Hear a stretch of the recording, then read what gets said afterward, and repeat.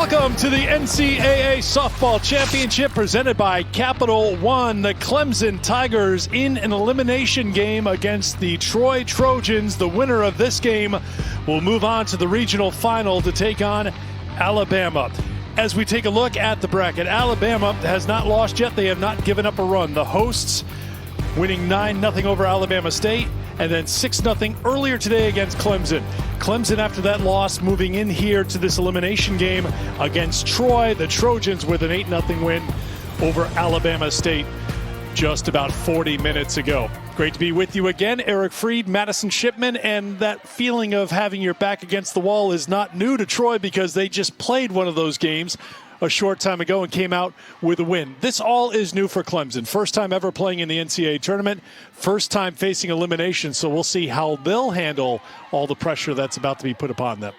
Both of these teams fighting for their season, and what it's going to come down to is who can take that pressure, move it aside, and still play solid out there. It's going to come down to solid performances in the circle and being able to make those types of adjustments up at the plate. And for Troy, it's all going to start at the top of their lineup with Jade Sinna. She had herself a stellar game earlier on today, driving the ball out to the outfield, scoring a couple of runs as well.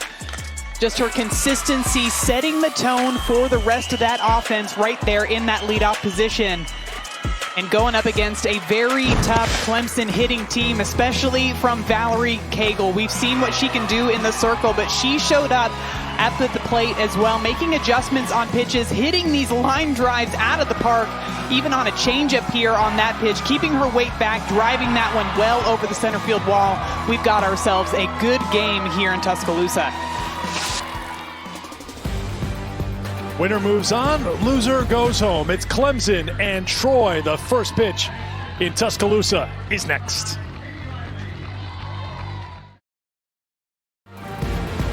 Back at Rhoads Stadium, Tuscaloosa, Alabama, ready for this elimination game between Clemson out of the ACC and Troy out of the Sun Belt. Clemson, the regular season champions in the ACC. Troy receiving an at-large bid for the first time to the NCAA tournament. And making the start in the circle for Troy is Libby Baker after Leanna Johnson had started the first two games for the Trojans. It's a big-time appearance for the freshman in the elimination game, and what you're going to see out of her, she has a nice drop ball, curveball combination. She throws the ball in the low 60s, so not a ton of velocity on it, but she utilizes that spin. She relies on that movement to get a lot of mishits. This is the lineup she'll face, brought to you by Capital One with Mackenzie Clark leading things off. Clark was 2 for 3 in the loss to Alabama earlier today. Gilstrap in the lineup as well. Cagle will play right field instead of starting the circle. Gombarda is the DP, and Casey Bigham will be in the lineup. She was in defensively at third base, and she will be hitting ninth for John Rittman in his second year as Clemson's head coach. So Clemson, of course, the visiting team as Clark gets set to hit, and Troy will be the home team as we get set for this elimination game in Tuscaloosa.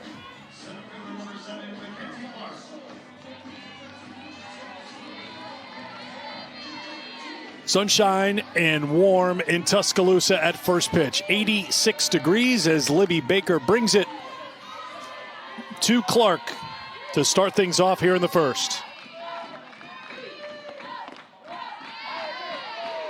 And it's ball one. Just some clouds in the sky, but the weather has been outstanding. Humidity creeping up just a bit, according to the forecast down in Alabama. But with some of the rain we've seen in other parts of the country during this NCAA regional round, very fortunate to get the weather like this in Tuscaloosa as Clark steps in with the 9 home runs, 28 runs batted in, now hitting at .364 on the season. As I mentioned, a couple of hits earlier today. And that one is a slow roller cut off by the third baseman. Gayton on to Webb, one away. Here's how things set up defensively for Troy with Lively, Sinnis, and Mosley in the outfield. Calhoun and Horn up the middle. Gayton and Webb at the corners. And Caitlin DeLeon will catch Libby Baker in the circle, the freshman from Skipperville, Alabama. making her 15th start. And now facing Ansley Gilstrap. Shortstop, the grad student, takes strike one.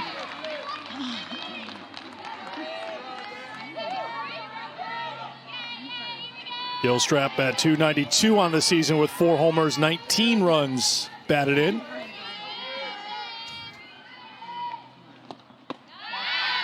That misses, it's 1-1.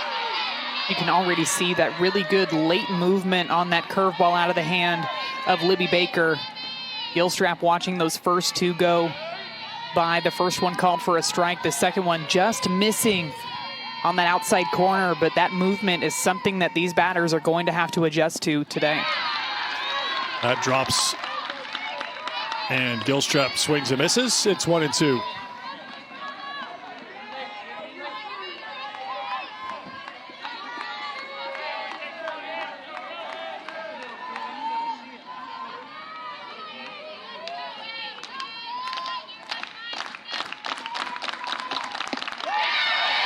Called strike 3. Gilstrap is retired, 2 down. And just when she gets Gilstrap thinking that she's going to come back with another curveball, she throws this drop ball on the inside half of the plate.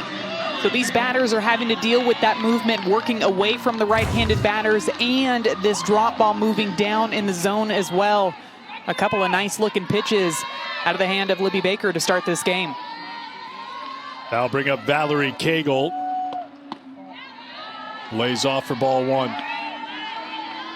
These 2 teams met yesterday. Clemson with a run rule win, 8-0 over Troy. Cagle got the win in the circle, her 27th win of the season. She hit 2 of the 4 Clemson home runs in that win for the Tigers over Troy. Good movement on that one, and Cagle can't catch it. It's 1-1.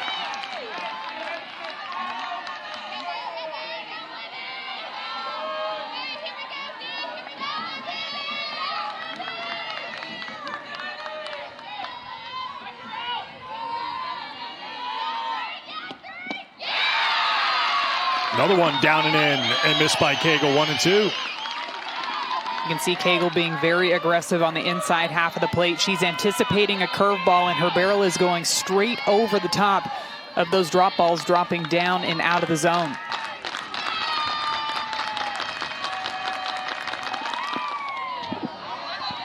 That one skips past the catcher. And it's 2-2.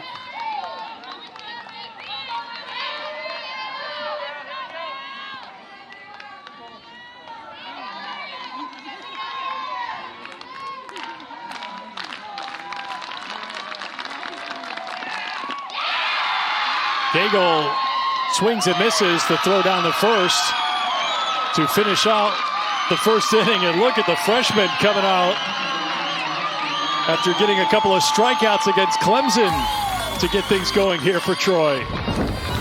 Libby Baker showing off the movement on these pitches, down in the dirt, gets Valerie Cagle swinging, and Troy is fired up after those 2 strikeouts.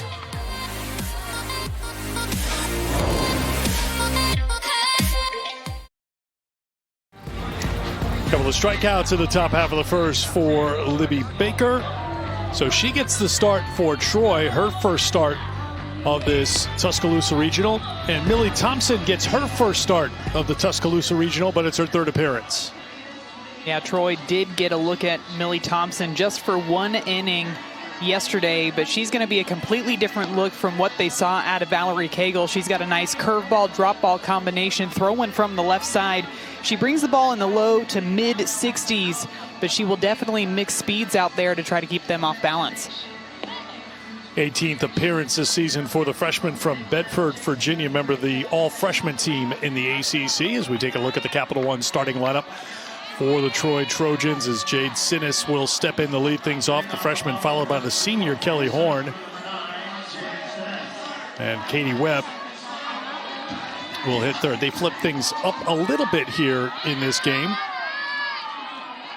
after their victory against Alabama State 8-0 in 6. And swinging at the first pitch, it's a grounder to first. Keller has it, 1 down.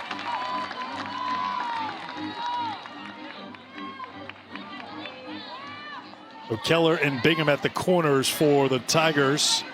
Gilstrap and Pereira up the middle, with Clark anchoring the outfield. Cagle in right, Logaleo in left, and JoJo Hyatt, the battery mate for Millie Thompson.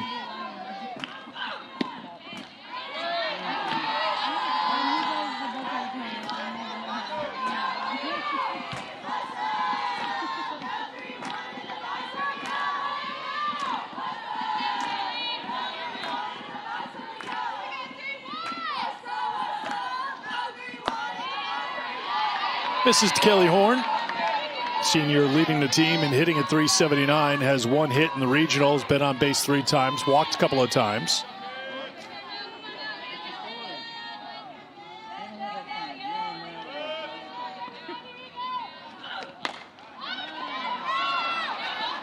Popped up back behind second, drifting back is Pereira. 2 down. So far, a nice job by Millie Thompson getting a couple of quick outs. We know that this Trojan offense likes to be aggressive. They like to swing early in the count. And Thompson so far taking advantage of that with some easy outs.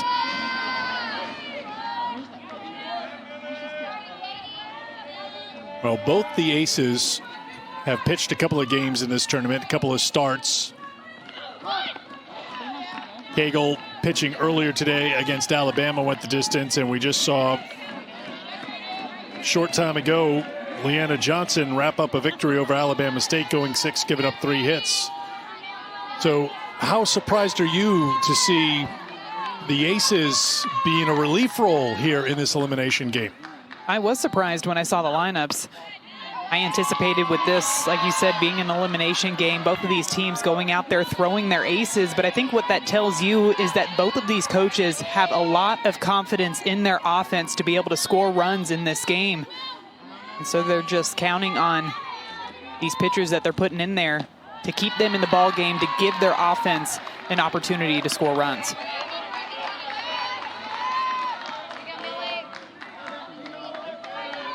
Senior Katie Webb, 3 for 7 in the regional with RBI. And that RBI came on a ground out to end the game against Alabama State. Run rule win, and Webb is aboard with a 2-out walk. That's one thing that we have seen out of Millie Thompson, her sometimes struggling to find that strike zone. They're asking to make sure with her catcher where she's missing, what sort of adjustments she needs to make in order to command that strike zone, because Troy is definitely a team that you do not want to give up free passes to. It's called a strike to the pitcher, Libby Baker.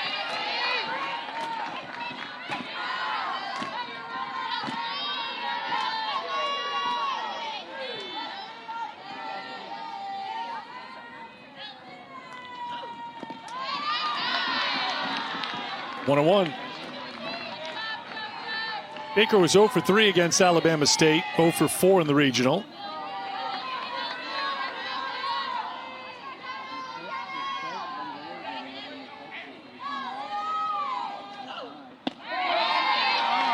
Off speed, called strike. It's 1-2. I like that pitch. The pitch before, she tried to throw that off speed as well, but just missed it down into the ground, let go of it too early, and there, throwing it back to back, showing that she has confidence in that pitch. Skipped up, stopped by Hyatt, as Webb will hold it first.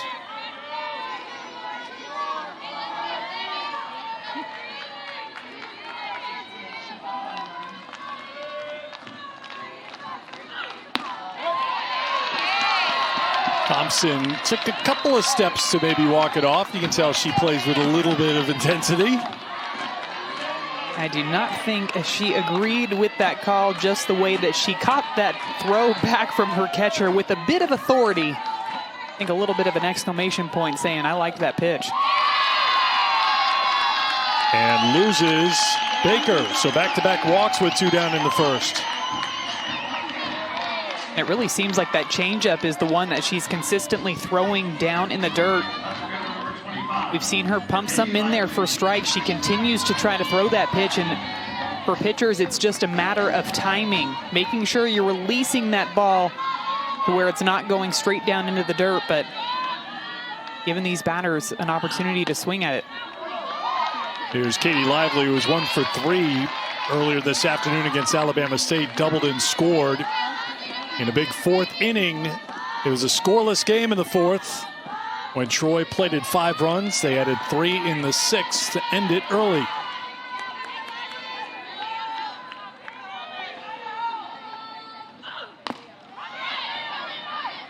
Chopped right side, and doing it herself is Thompson, so the walks don't hurt the lefty. We played 1 in Tuscaloosa in an elimination game, scoreless between Clemson and Troy.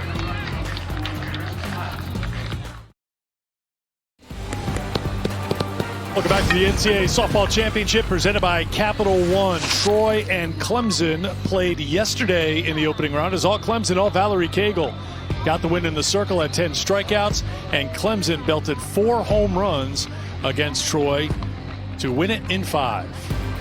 It was a big-time statement win for Clemson, getting their first ever regional victory. You mentioned the stellar performances out of the circle by Valerie Cagle, but those home runs, those long balls were really what elevated that team. A team not typically known for the home run, but man, their power sure did explode yesterday.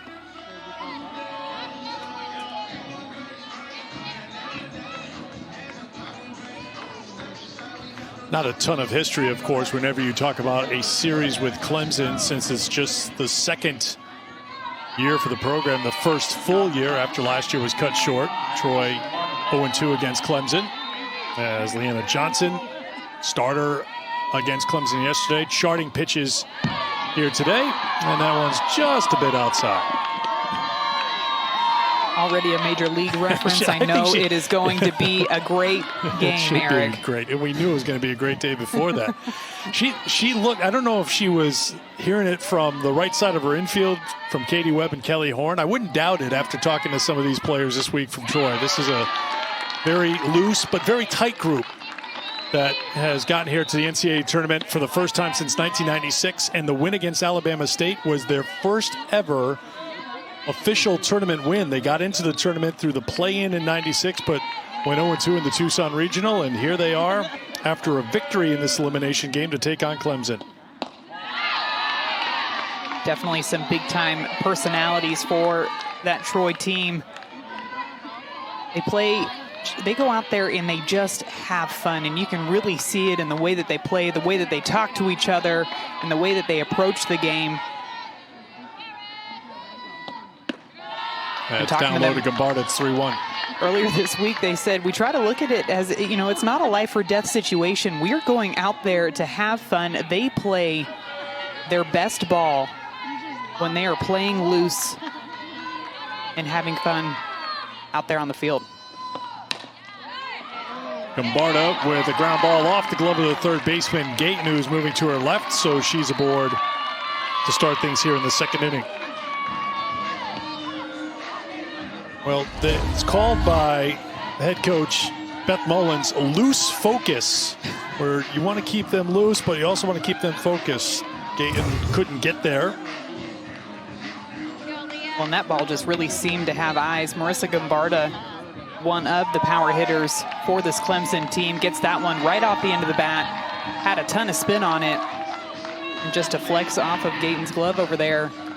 But Clemson has a leadoff runner on board now. It has scored a single for Gambarda, who's replaced by Carly Shannon, who will run here for Gambarda. Here's Aaliyah Lugaleo, left fielder.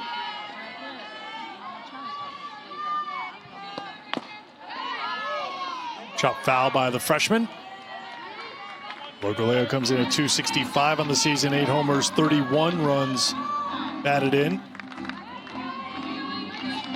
Was 2 for 3 against Montana Fouts today.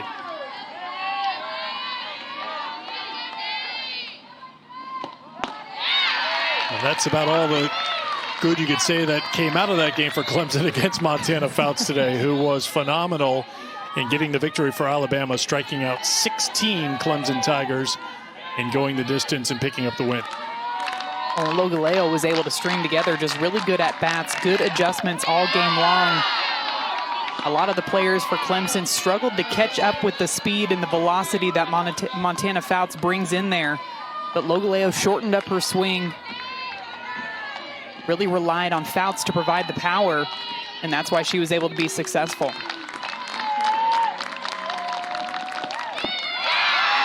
That drops down.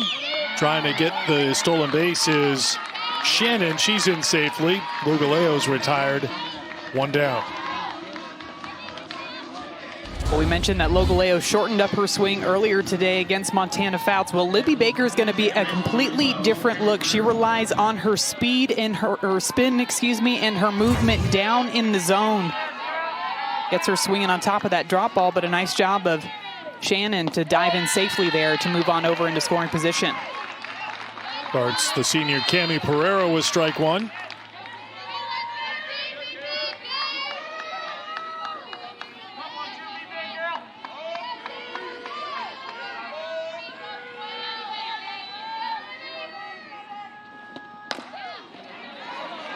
Chop 2 seconds. Horn moves to her left, throws over to Webb, stretching at first for the out. As Shannon moves over to third with 2 down. That was a really nice snag by Katie Webb over there at first base on the throw from Kelly Horn, because if that scoots by her, Clemson easily scores their first run of the game, but she was able to stretch, keep her right foot on the bag, and get out number 2.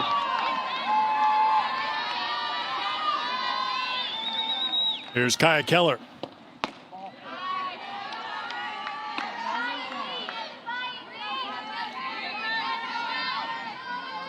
Keller, the freshman first baseman, at .271 on the season. A couple of homers, 17 runs batted in.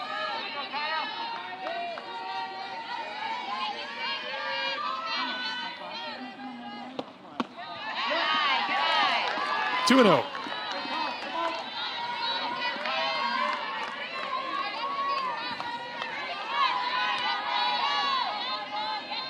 Keller, one of many Tigers who had her struggles against Montana Fouts, struck out in all 3 at-bats.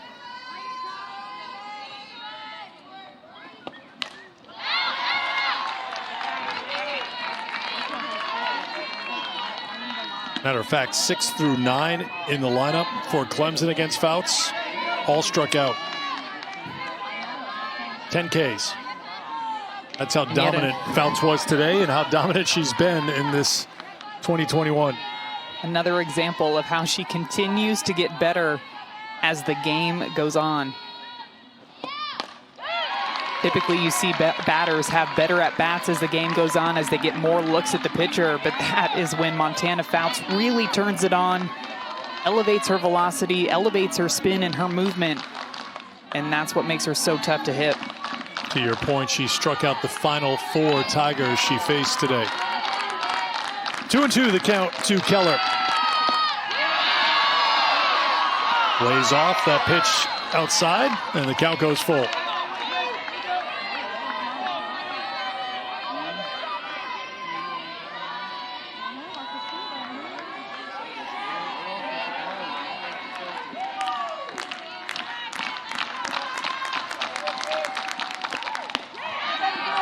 Ball 4, and it's a 2-out walk to Keller. Runners on the corners now for Clemson. It's a good at-bat by Kaya Keller there, laying off a couple of close pitches on the outside corner. That one well out of the zone. Again, both of these teams want to do whatever they can to try to score early. They don't want to wait till late in the game to make those types of adjustments. So here, a really good opportunity to get some early runs on the board.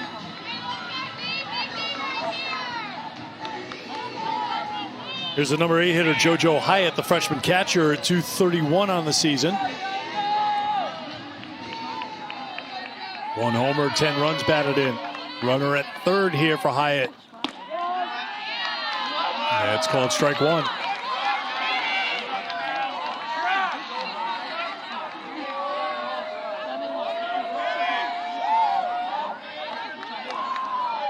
Hyatt is looking for confirmation that it was called a strike. I think that tells me she thought it was a ball. She wanted to double check with the home plate umpire to make sure that he meant to call that one a strike. And now she's down the count 0-2.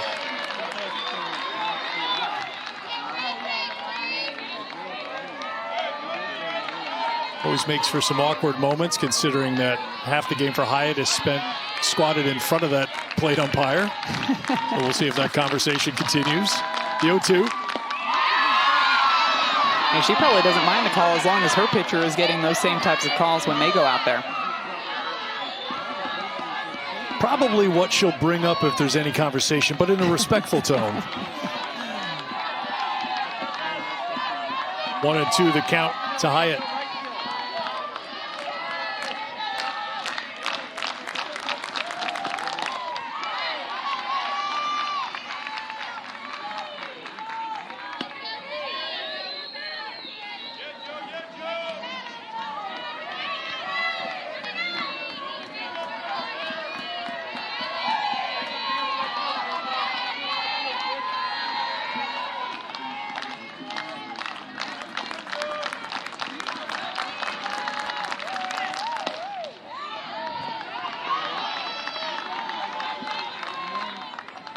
Good a battle here by JoJo Hyatt.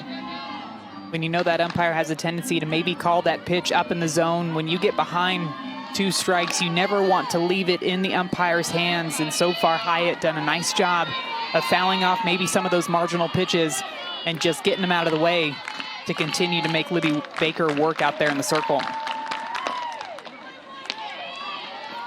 Chop to third. High throw, but pulling it down is Katie Webb.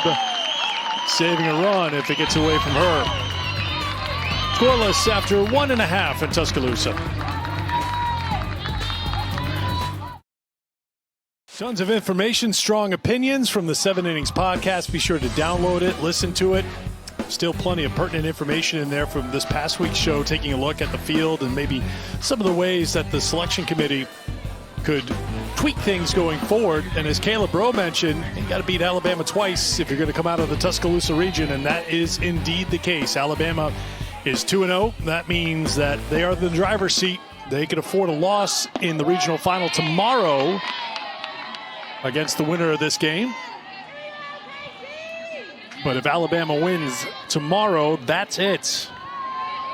And that has usually been the case for the Crimson Tide as their long winning streak continues. 42 games now in the regional round. Leading off for Troy, it's a shot into the gap off the bat of Kennedy Gayton, who's trying to stretch it into a double but can't get there. Good defense from Clemson, and Gayton is retired, 1 down. Talking to Coach Rittman before this weekend, he said they wanted to improve on defense this season, and Clemson showing off that D on this play. The outfield coming to the ball, getting that ball in there in a hurry, and the tag by Gilstrap. Kennedy Gayton trying to stretch that thing out into a double, but man, Millie Thompson is feeling it out there in the circle. She is fired up after watching her defense make one good play out there. Well, Gayton is retired, but I'll tell you right now, Kennedy Gayton is hitting pretty well here in this regional. She's now 3 for 6 at the plate. Little aggressive trying to stretch it out for Troy here, leading off the 2nd inning.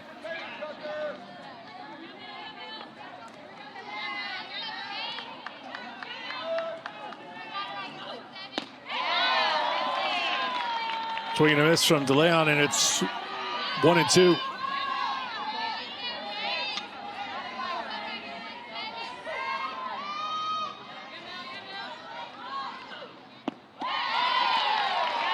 Thompson gets the strikeout. That's her first 2 away.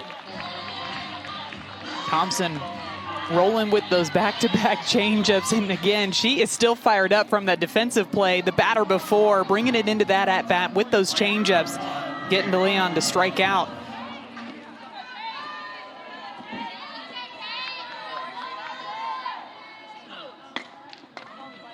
Little slow roller back to Thompson, sticks with it, but then can't get Tate Mosley at first, who's aboard with 2 down. And these ground balls right back to the pitcher are tougher for left-handed pitchers because they have to completely turn their bodies around to throw the ball to first base. And there, that slight bobble from Thompson allows Tate Mosley to reach base safely. It scored an error on the pitcher, Thompson. And here's Logan Calhoun, the shortstop.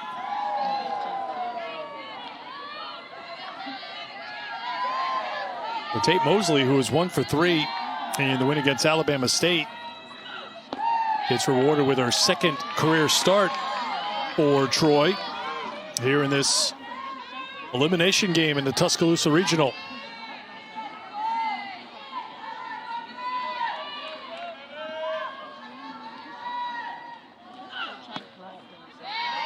Two and one.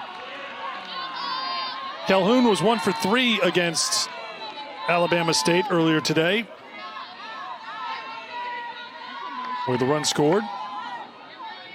Now 1 for 5 in the regional.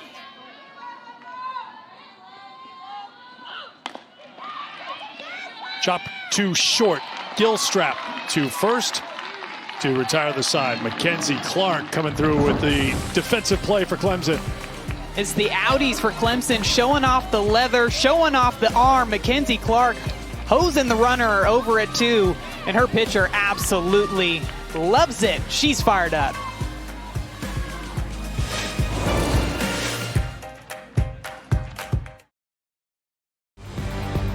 The winner of this regional in Tuscaloosa will take on the winner of the Lexington regional, and drama building there. Kentucky, the host school in that regional, lost to Notre Dame. They were run ruled earlier today.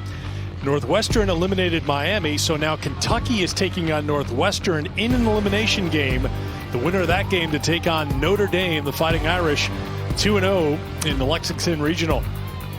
Notre Dame making a big statement, putting up a 12 spot on Kentucky, and they are led offensively by Abby Sweet, who is batting a whopping .457 on this season.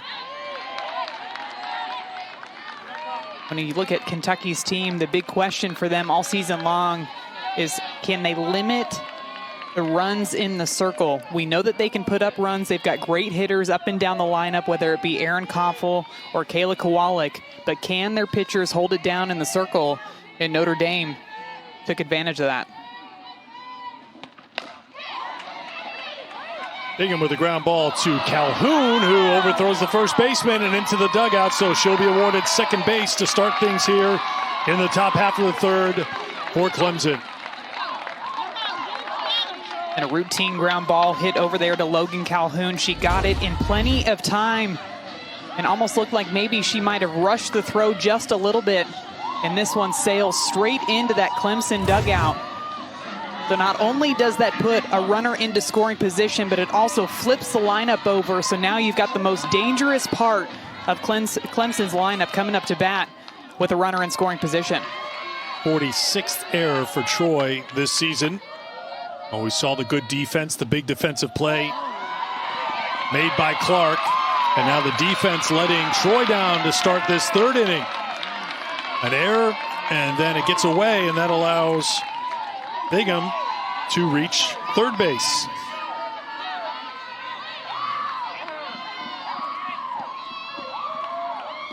So an error and a wild pitch, and that will bring out Beth Mullins to kind of calm things down, or at least try to calm things down here for Troy.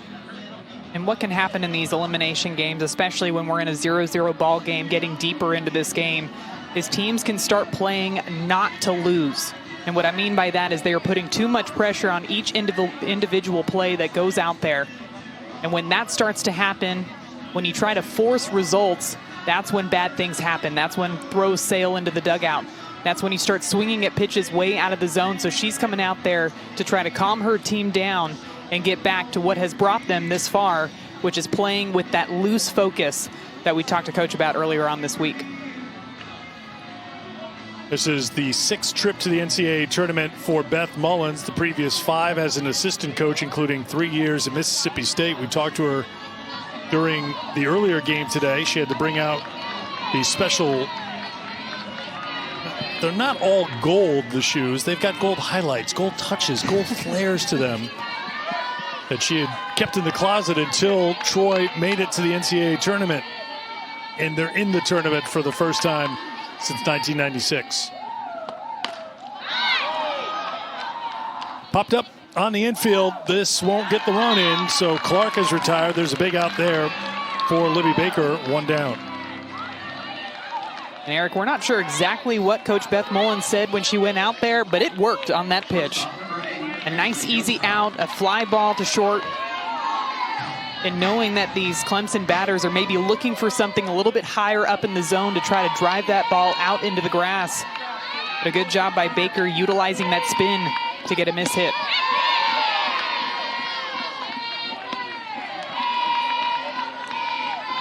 Gilstrap checked her swing for ball one. Struck out looking back in the first.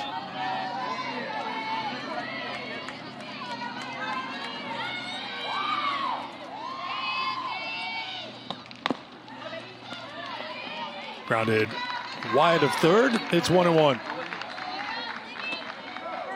Libby Baker threw 11 2/3 innings in the Sun Belt tournament for Troy. They played 4 games in that tournament. She got the start against UT Arlington.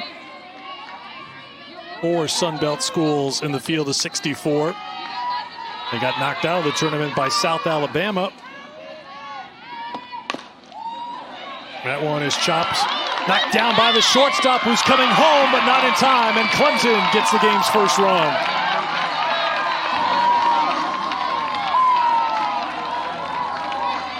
And that was almost a stellar defensive play by Logan Calhoun at shortstop. This one bounces over the head of Kennedy Gayton at third base. The diving effort, able to stop it before it goes into the outfield, but just not able to get that throw to home in time to get Casey Bigham out at the plate. And Clemson takes the lead here in the third inning. Scored a single and an RBI for Ansley Gilstrap to put Clemson in front. The error costly for Troy, who trail 1-0.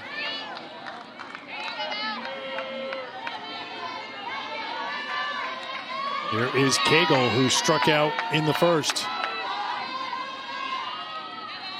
Team leader in hitting, in home runs, in RBIs, in wins in the circle.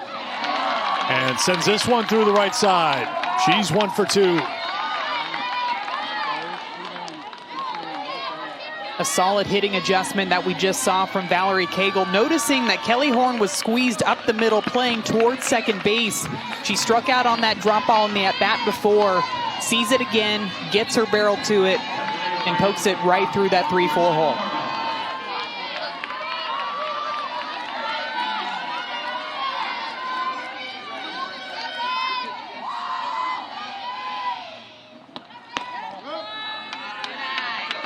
Ball 1 to Gombarda. She picked up Clemson's first hit in the second. Hit one of the 4 home runs against Troy on Friday. Now with 13 homers on the season.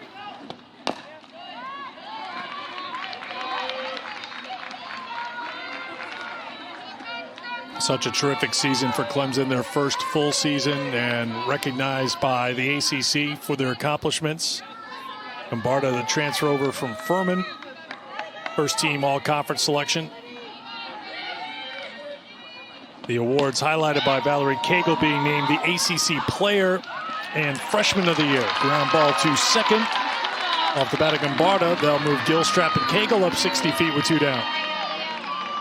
And I think Valerie Cagle was hoping to get all of the awards in the ACC. Of course, Virginia Tech pitcher Keely Rochard ended up winning Pitcher of the Year, but getting an opportunity to talk to Valerie Cagle, she is quite the competitor, so I'd imagine that maybe it's on her list of goals to not just win ACC Player and Freshman of the Year, but ACC Pitcher of the Year as well.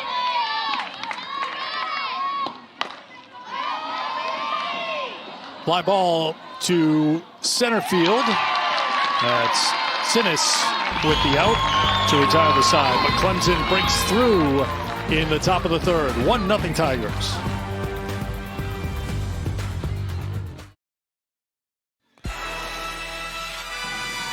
Clemson taking advantage of an error in the inning. They got this run here despite the play by Calhoun trying to get Bingham at home. Not in time. Gilstrap with the RBI single on the infield hit. And that's where we stand right now. 1-0 Clemson after 2.5 with Troy coming to the plate here in the home half of the third. Getting a little bit of payback because they've lost a couple of games over the past couple of weeks where balls did not leave the yes. infield, and they did exactly that to Troy to get that first run across the board. Including in the ACC championship game against the Duke Blue Devils, where the one run in the game was on a ground out. The ground ball just barely made it past the pitcher's circle, but it was enough to give Duke their first ACC championship. And Duke trying to build that momentum. They got their first ever NCAA tournament win, much like Clemson did earlier today with a victory over UNC Greensboro last night. Or yesterday for Clemson, I beg your pardon. Clemson 1-1 in the tournament after knocking off Troy yesterday. They lost to Alabama earlier today. They lead Troy 1-0 in this elimination game. And the first pitch from Millie Thompson is in there for strike one. Top of the order here for the Trojans. Sinnis, Horn, and Webb.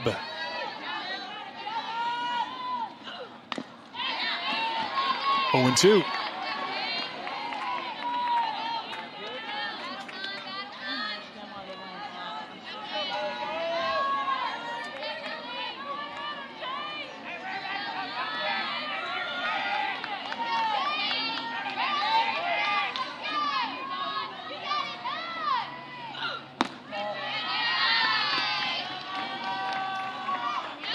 Freshman 2 for 6 in the regional with a couple of runs batted in.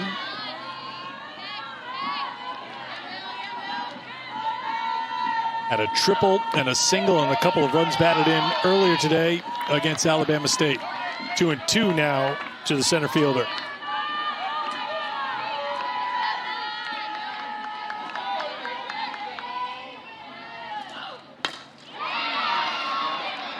Well hit into the gap, and it gets down for a base hit. Sinnis digging for second, and she's in there to get things going for Troy here in the third. These Trojans again being aggressive on these balls that they're hitting out into the outfield. A close play there at second base, but a great adjustment up at the plate by Jade Sinnis on this changeup, keeping her weight back and driving that ball out into the left center gap and taking advantage of this miscue out there by Aaliyah Logaleo and just barely beating that throw into second base. It has scored a double for Sinnis, her second extra base hit of the day. And a big rip by Kelly Horn for strike one. Horn popped out the second and the first. So Troy with an opportunity to get that run right back here in the bottom half of the third.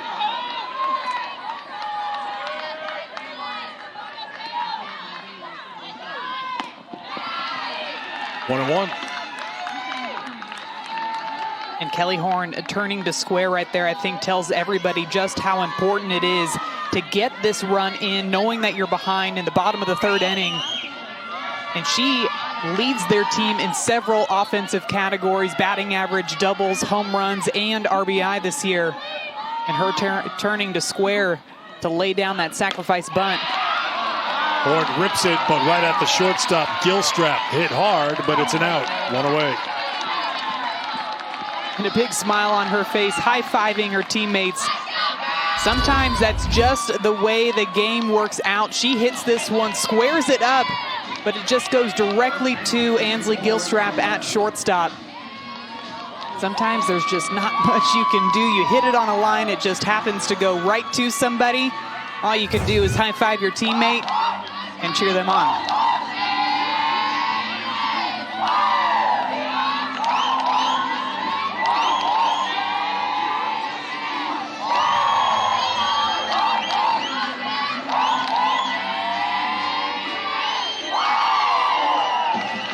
I'll bring up Katie Webb.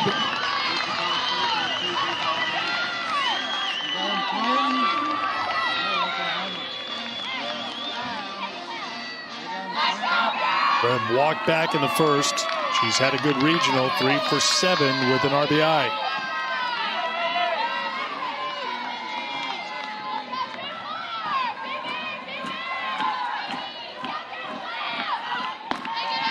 Up high for ball 1.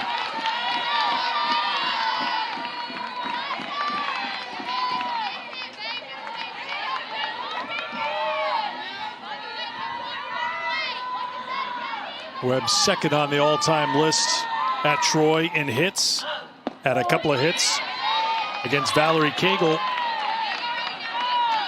Correction, 1 hit against Cagle, 2 hits total in the Troy game against Clemson yesterday.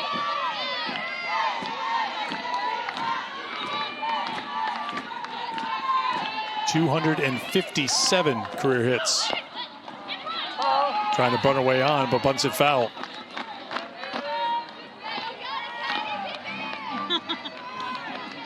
One of the ways she's able to rack up so many hits is just her versatility as a batter up at the plate. Typically somebody that stands in there and hits away from the left side, but there's a great example trying to take advantage of the fact that the corners for Clemson are playing way back. Tried to lay down that sneaky bunt there just to get some runners in motion.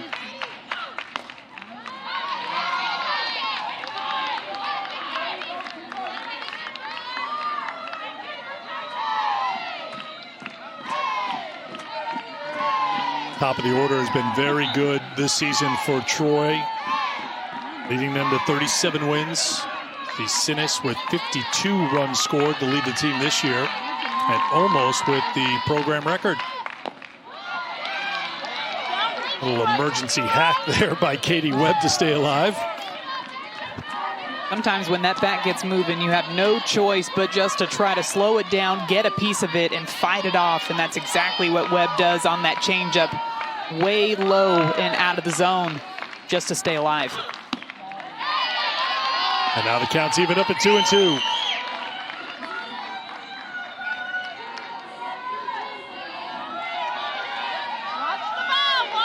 Webb, the fifth-year senior from Salem, Alabama, first-team all-conference selection in the Sun Belt. Continues to fight against Millie Thompson. Warrior mentality in the dugout and at the plate. The rally caps come out already.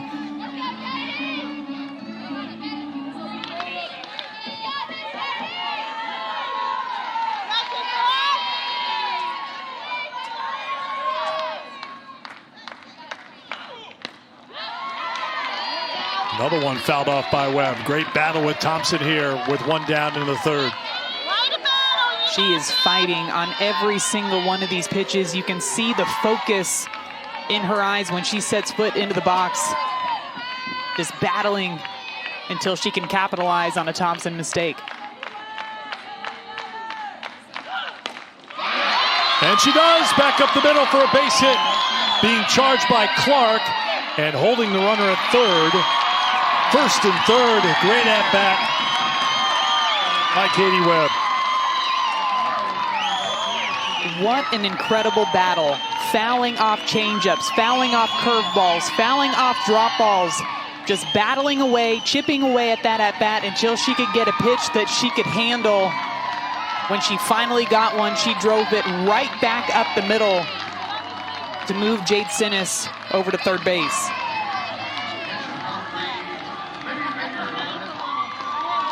Now bring up Libby Baker. You know, Eric, I can't help but wonder if Beth Mullins might have tried to score Jade Sinis on that ball if it hadn't been for Mackenzie Clark throwing out Kennedy Gayton at 2nd base earlier this game, showing off what an arm she has in center field. Might have made her hesitate on that one.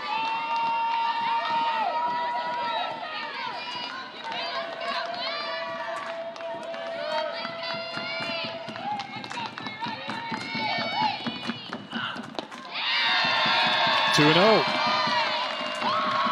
You know, also part of the thought process too is even though the numbers aren't great for Baker, she is your cleanup hitter. You're at the heart of the order right now. Give them a chance to drive those runs in. But to your point, I agree. You know, you've already proven you've got the arm, you've got the accuracy. You got to respect it if you're thinking about sending a runner. That's called a strike. It's 2-1.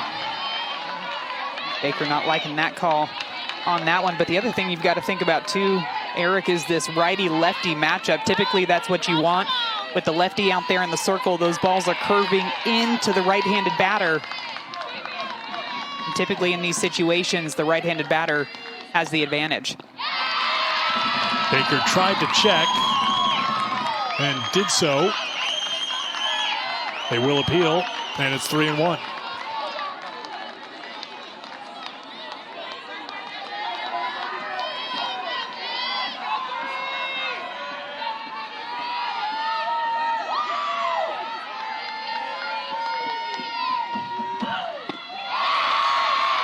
Ball 4. The throw through is a mistake by Clemson. No need to do it. It was ball 4. But now running into an out at third base is Webb. The run does score. And yeah, was there obstruction at third base, Madison Shipman? The umpire is going to have a conversation. Again, there is no video review in the NCAA tournament, but there are 4 umpires, and they can get together and have a conversation and discuss things. And remember that obstruction rule. As a defender, you cannot be in that base path without possession of the ball. So I think that's what Coach Beth Mullins was coming over to have a conversation with the umpires on. Again, we're seeing the cannon from Mackenzie Clark. No, there's and to me, there. It looks like there is no obstruction. Well, how about the slide, Madison? How aggressive is the slide here into the third baseman? That is very aggressive and pretty physical. Is there something there? She held on to it. Great job by Bingham to hold on to it. Now, to me, I mean, that just looks like a good slide into third base. There didn't look like there was any malicious intent behind that slide. Typically when runners are being malicious, they come in cleats up or spikes up, going in right about the kneecaps. That's a hard slide into third base in a tough situation. A great throw by Mackenzie Clark to fire that one again all the way to third base. And you're exactly right, Eric. Casey Bingham hanging on to that tag. But a mistake by Clemson to start things with, because there's no need to throw through. It's ball 4. It's going to be first and second because you had Webb in motion, and just by putting her in motion, it drew a throw, and Clemson made the throwing error, and that allowed the run to score. Little slow roller. Going to be a tough play here, but it is made look easy by Pereira. So that does it for Troy. They've tied it up. We'll talk to Troy head coach Beth Mullins next.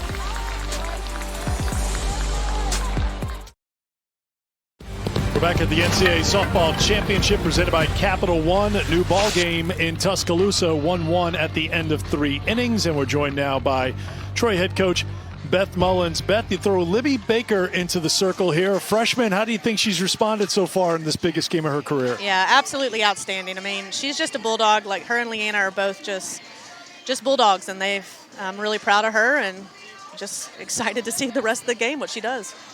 And Coach, you said there's one person in your offense that has not moved all season long, and that is Jade Sinnis at the top. What do you like about her in that leadoff position? Again, it's that thing that if she doesn't have a great first at bat, she makes an adjustment. She knows the game. She knows the adjustment to make, and she's just so good she can make it immediately. So really proud of her leading us in the offense. Beth, thanks for your time. We appreciate it. Thank you, guys. That's Beth Mullins, the Troy head coach. We did get confirmation during the changeover, the half inning, that the umpires gave a warning to the Troy team because of that flagrant aggressive slide into third base. So if there's something that rises to that level again, it could result in the ejection of the head coach, Beth Mullins. But I'm sure the warning and the message was received. But it was tied into that slide, which Madison Shipman, this is where I can just let you go now and say, well, in my day, that was just a hard, aggressive softball play. I was going to say, maybe it's my too aggressive of a mindset. Ground ball gets past the second baseman, Horn. Looks like it was going to be a base hit, and Pereira's aboard. As that ball kind of took a couple of sideways bounces, it appeared. to get things going here in the fourth. Well, I think we saw Katie Webb maybe being penalized for being too aggressive on the slide, but this one is a product of not being aggressive enough on defense. Kelly Horn waiting for that ball to bounce, waiting back behind. Your only chance to make a play on that one is to come up, field it on the run, and try to fire that thing over to first. Well, it looked like it had a little English on it as well, so Pereira's aboard. It's a single to start things here in the top of the fourth, and it's a foul ball off the bat of Keller for strike one.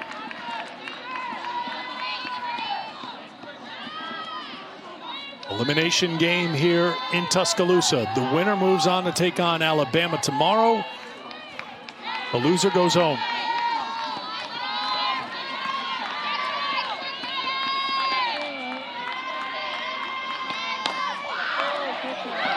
Soft liner too short, and holding on to it is Calhoun. Instead of trying to double up Pereira, one down. Yeah, I think that's the safe bet. When you don't have a play over there, there's no reason to make an unnecessary throw. That ball hit off the end of the bat of Kaya Keller. A nice, easy, soft line drive over to short to record the first out.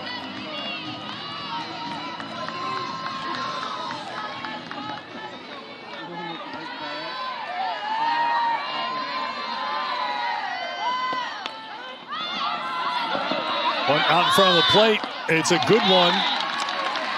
Hyatt is retired. Moving on to second is Pereira, and two down. Good job by Hyatt laying that ball down in fair territory for a second. I thought it was going to spin back foul, but before it does, a big smile on the catcher, Caitlin DeLeon's face. She comes out in front of the plate to make a play on that one. But nonetheless, a runner moves over into scoring position for Bigham.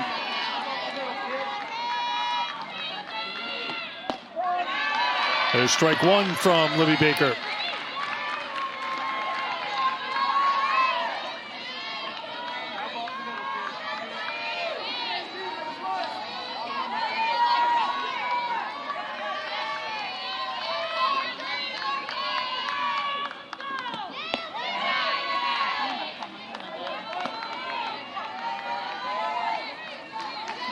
Bigham reached on an error and scored the Clemson run in the third. One error for Troy, it was costly. Two errors for Clemson, costly.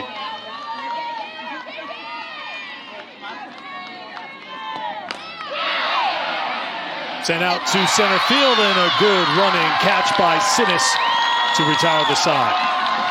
So the leadoff single does not hurt Troy. We will hear from Clemson head coach John Rittman next.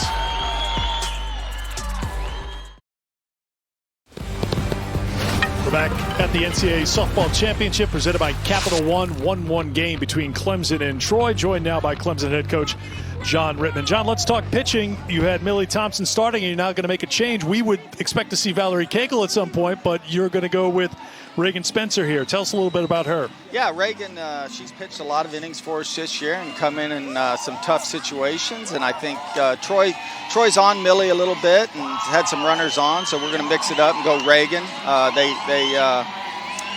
They throw a little bit differently. Obviously, Millie's lefty, Reagan's righty. Reagan's a little bit more power than Millie, and so we're looking to mix it up and hopefully throw them off balance a little bit here.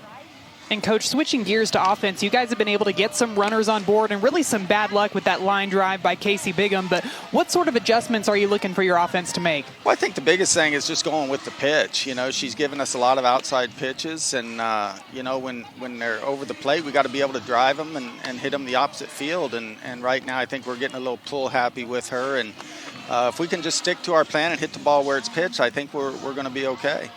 Thanks for your time, John. Much appreciated. Yeah, thank you. John Rittman gave us the scouting report, Madison, on the new pitcher, Reagan Spencer, coming into the game to mix things up here. You see her numbers this year, 6-0 with a 1.52 in 41 and a third innings of work. I mean, I don't know if I can top Coach Rittman's scouting report, but I'll sure try. But go for it. She brings the ball in the mid to high 60s, so she is going to be a very different look than what we saw out of Millie Thompson, who liked to mix a lot of speeds, throw the ball low 60s. Here, more of your typical power pitcher, bringing the velocity and really working more up and down in the zone. Again, going to rely on that defense to make plays behind her. really what John didn't address was the ace up the sleeve, which is Valerie Cagle, and trying to buy a little bit more time before getting to Cagle, who obviously has thrown a lot here in her 2 days. Line shot. Another hit for Gayton, or is it foul? It's a foul ball, and that one looked close. But it just gives you the idea that Kennedy Gayton is seeing pitches pretty well right now. And she is making quick adjustments in her at bat. This one right down the line, yep. just barely bouncing foul, but she is all over it.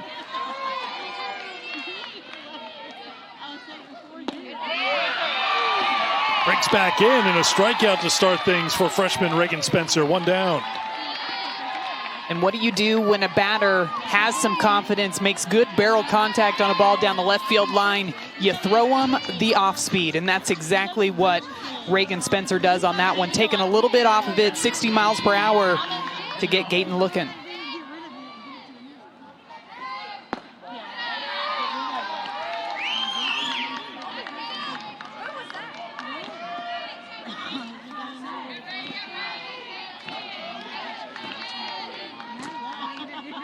Leon struck out back in the second. 1-1 the count.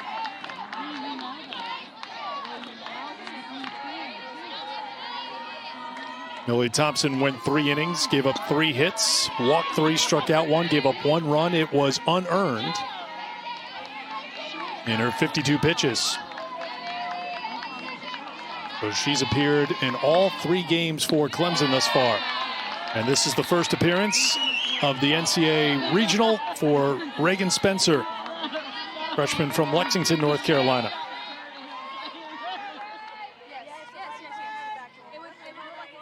Fourteenth appearance overall for Spencer. 9th in relief. Opponents hitting 169 against her. And that's been the theme for Clemson in their first full season as a program. A lot of freshmen. Many freshmen played that partial season last year, so this is their full freshman season. But this young team growing together, developing together, and in the NCAA tournament for the first time together. Spencer walks with 1 down. Well, and Eric, you mentioned the youth of this squad, and a big part of being successful as a young team is being able to channel those emotions. When you come into this pressure type of situation, it's okay to have butterflies, it's okay to have nervous energy, but how can you channel that all into focus and not let it get the best of you? And right there, after recording a big first strikeout looking of Kennedy Gayton, lets Caitlin DeLeon reach base safely with a free pass. Ansley Finch will pinch run.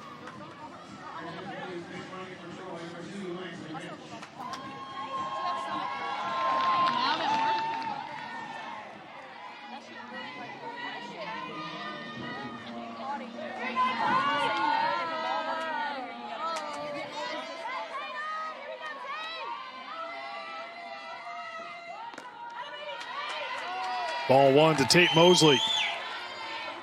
Mosley reached on an error in the second.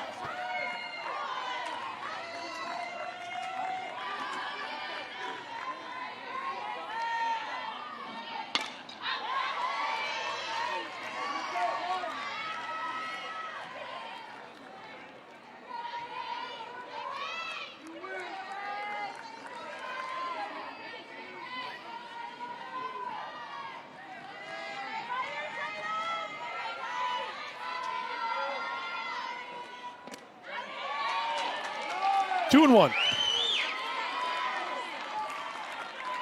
And each of these pitchers coming into the game has to learn to establish that strike zone, learn the home plate umpire strike zone, get that information from the previous pitcher that was in the game before you. What are their tendencies? What do they like to call? And today we have not seen that pitch up in the zone called for a strike very consistently, or well down in the zone either. So Spencer going to have to adjust to that here in this big-time pressure-filled situation with a runner on board in a tie ball game with the season on the line. Up high, ball 4, and Mosley walks. First and second back-to-back walks issued by Spencer. You got to wonder how quick the hook is going to be for Coach John Rittman. We know that we've seen Valerie Cagle warming up in the bullpen.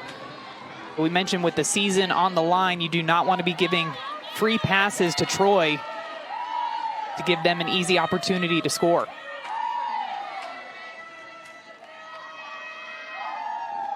Here's Calhoun.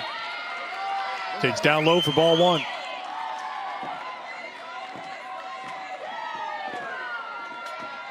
Calhoun grounded out to short in the second.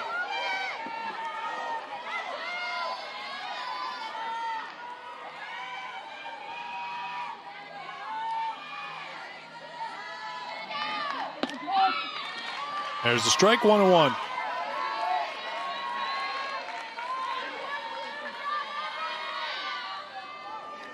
Cagle manning right field at the moment.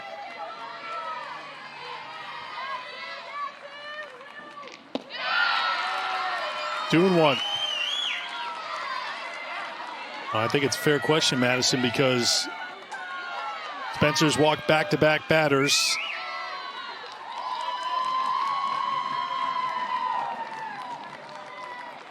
The number 7 hitter, the number 8 hitter, now the number 9 hitter at the plate, heading the count 2-1. Here it looks like we are going to have another conversation. Those pitches just missing well out of the zone.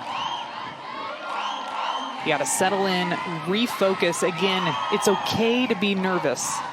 It's okay to have those types of emotions, but you need to channel it, especially in this situation. I've got to imagine that Valerie Cagle out there in right field has got to just be thinking in her mind, I am ready whenever you need me. Put me in there with this game on the line.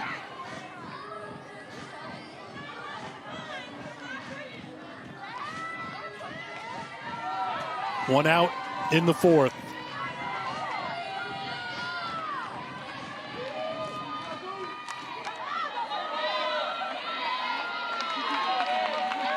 Reagan Spencer on in relief of Millie Thompson. 2-1.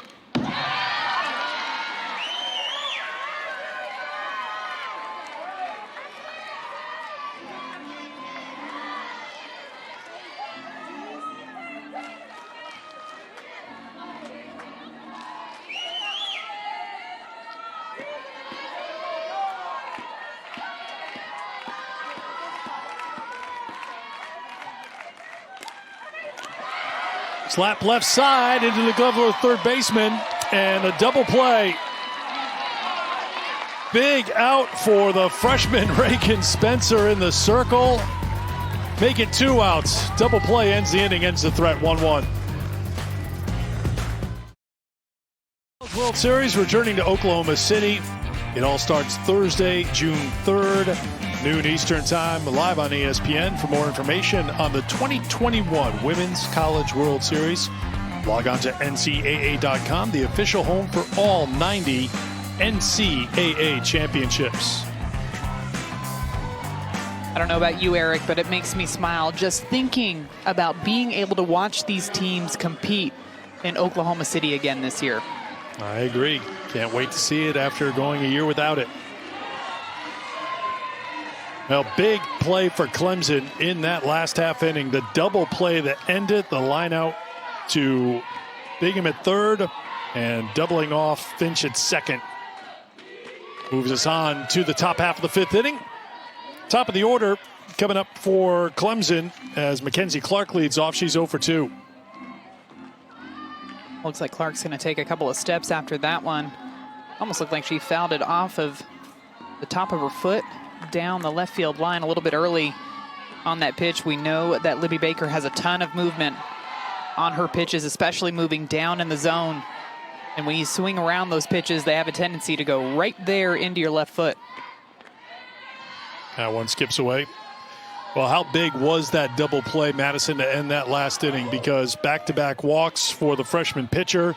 In some trouble, we start wondering out loud, at what point do you think about Valerie Cagle into the game? And that double play buys you a couple of outs and gets you a little bit deeper into the game. Well, it's huge, not just to get out of that inning, but momentum as well. It really seemed like, especially after those back-to-back walks, Troy was starting to build momentum offensively, gaining confidence in their at-bats, and the defense for Clemson stepping up yet again to get them out of that inning. Clark lines out to center field for out number 1 of the 5th. Here's Gilstrap, who drove in the Clemson run back in the 3rd. Back to the pitcher. Baker over to first. Very quickly, 2 down. We saw a hard line drive off the bat of Mackenzie Clark, making a good adjustment, hitting that one right to Jade Sinnis in center field, and Ansley Gilstrap comes up right after her, swings early in the count, and just way out in front on that drop ball. Nice easy ground ball right back to Libby Baker. So the question is, can Valerie Cagle continue to make good adjustments up at the plate to be able to square something up off of Baker?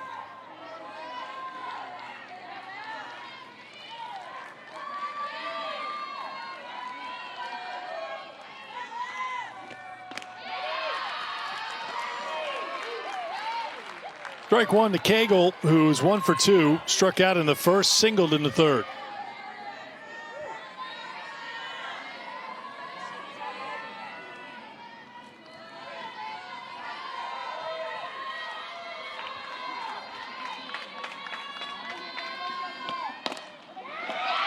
Chop back to the pitcher, and a very easy inning for freshman Libby Baker against the top of the order for Clemson. 4.5 complete.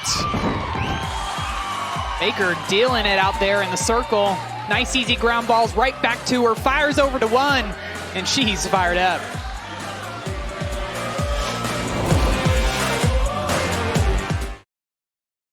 A reminder, you saw it. Set your calendars, mark your calendars, do whatever you do to your calendars. February 17th through 20th. If you love softball, the Eddie C. Moore Complex in Clearwater is the place to be for the St. Pete Clearwater Elite Invitational. It is back after a year away. Log on to the website for more info, and we'll see you in February. Top of the order now for Troy against Reagan Spencer. Fouled off by Jade Sinnis, who is 1 for 2, doubled and scored the Troy run in the 3rd. That run was allowed by a throwing error. So a couple of unearned runs here in this elimination game between Troy and Clemson. Sinnis with a fly ball, foul ground, and out of play. Winner of this game takes on Alabama tomorrow, 2 o'clock Eastern time in the regional final. The winner would have to win twice to win the region. Alabama just needs 1 win to advance on to the Super Regional yet again. Another one fouled off.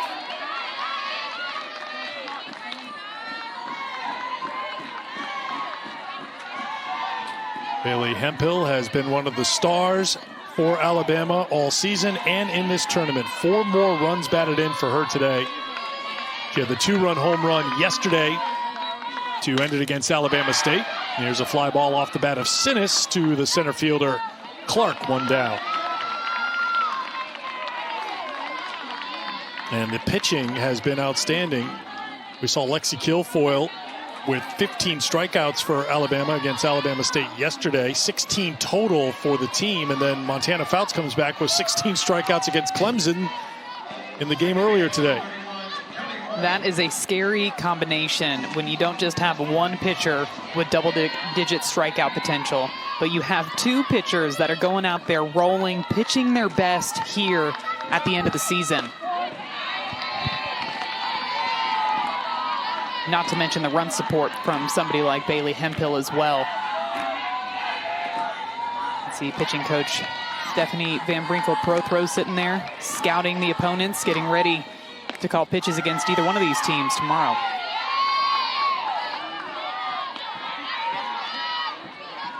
Also sitting next to assistant coach Allison Habits as well, strategizing to give their team the best advantage in tomorrow's games.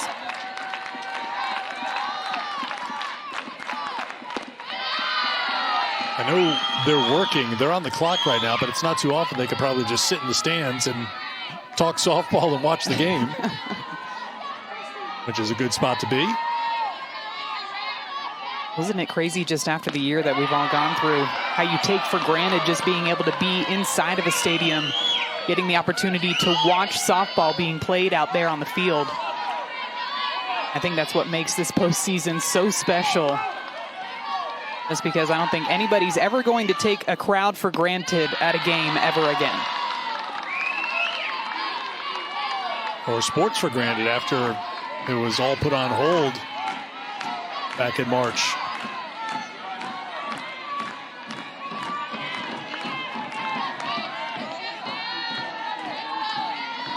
Three-two to Horn. Another one fouled off.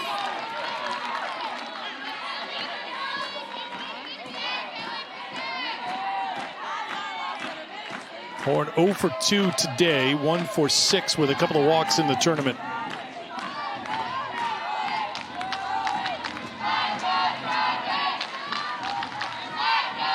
Horn had that hard line drive to Ansley Gilstrap at shortstop with the runner in scoring position. And sometimes that's just the way the game rolls. You can bloop one out to the outfield, and the moment that you barrel it up, hit it hard, it goes right to somebody.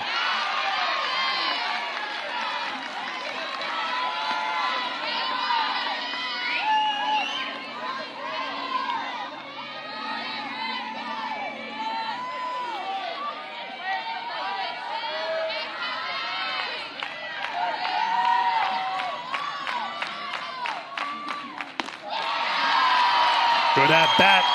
Horn leaves the bat. She's aboard with one down. I think that might be the first time I think I've almost seen a bat flip on a walk. Kelly Horn was fired up after watching that rise ball go by for ball 4. And after that free pass, we're seeing Valerie Cagle run into the dugout. It looks like we're going to see a glove change and a pitching change from Clemson. That is correct. The third walk issued by Spencer ends her evening, and stepping into the circle will be Valerie Cagle when we come back.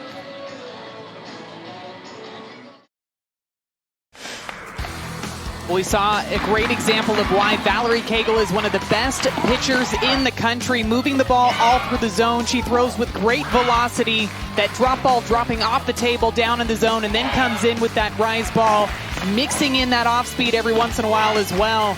And that's why she was able to rack up 10 strikeouts against the Trojans in yesterday's game. Giving up just the one hit, but then she pitched earlier today against Alabama, went 5 2/3.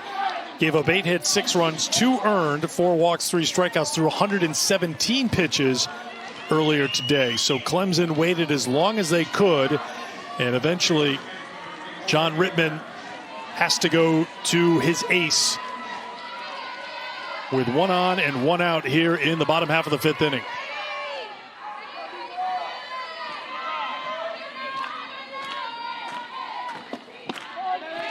And she starts with a strike to Katie Webb. Ariel Oda will take Cagle's place in right field.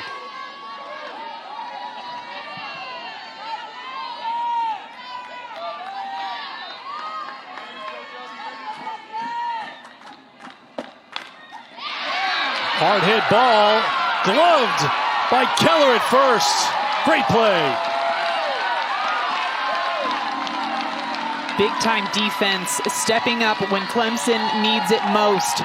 I was just about to mention that Katie Webb was the only player to hit the ball hard off of Valerie Cagle yesterday, and she does that yet again today, but it's the diving stop by Kaya Keller over at first base that prevents that ball from going out into the outfield and could have potentially saved a run with that dive.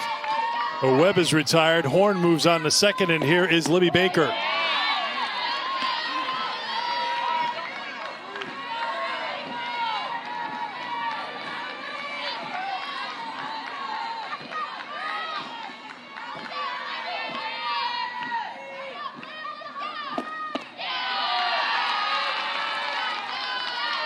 Baker was 0 for 1 with a walk against Cagle yesterday.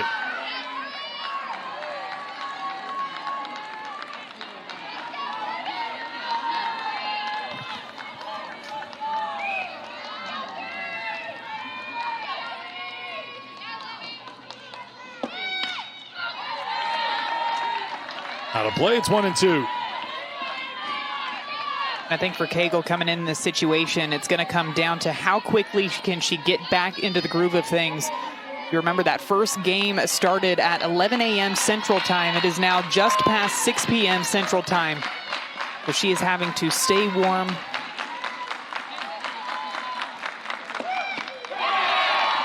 Swung on and missed. Cagle gets the strikeout. So a great defensive play by Keller, followed by the strikeout for Cagle.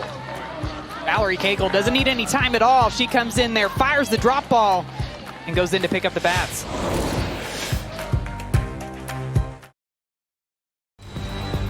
Take a look at our bracket for the Tuscaloosa Regional, presented by Capital One. Alabama with a 9-0 win and a 6-0 win so far in their 2 games in the tournament. Alabama State eliminated by Troy earlier today. Now our second elimination game, Clemson and Troy. Season ends for the loser of this game. The winner moves on to take on Alabama in the regional final tomorrow. And just a moment ago in the Clemson dugout, bit of a pep talk here. The team all gathered together as they are in a tight one here against Troy. Scoreless as we head to the 6th inning.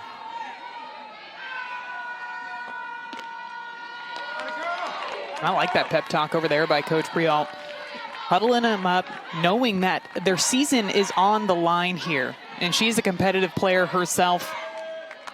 A 2-time All-Big Ten second team selection, played for Nebraska. So she knows what it takes. And she is in the dugout firing up these Clemson Tigers to see if they can get something going here in the top of the 6th inning.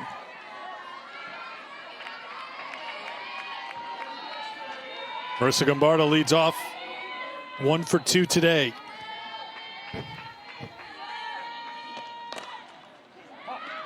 Grounded to the shortstop. Calhoun has to eat it. Leadoff runner aboard for Clemson. As soon as I saw Logan Calhoun take that step backwards on this ball, hit off the bat of Gombarda right there, that is what ate her up. In that situation, as a shortstop, you need to make sure you're charging that ball to get it on the short hop. The short hops are much easier to field than those mid hops, especially when it's somebody like Gombarda up at the plate who put pretty good barrel on that one. That's another mistake for Troy. Error on the shortstop, and here is Lugaleo. 0 for 2 today against Libby Baker.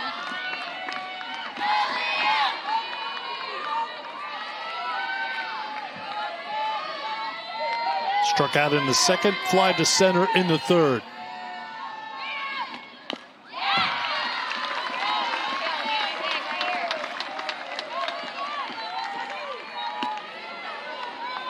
Outstanding work by freshman Libby Baker in the circle for Troy. Giving up just an unearned run here today, getting the start after Leanna Johnson started the first 2 games of this regional for Troy. Good movement again, and a strikeout. 1 down. And that's how you have your teammates back right there. You know your shortstop just made an error. The very next batter, you come out, throw a great pitch, and strike out a good hitter, and Aaliyah Logaleo, to get that momentum back on your defense's side. Knowing this is such a close ball game here, getting towards the end of this game. Fouled off by Cami Pereira for strike 1. Pereira 1 for 2 against Baker today.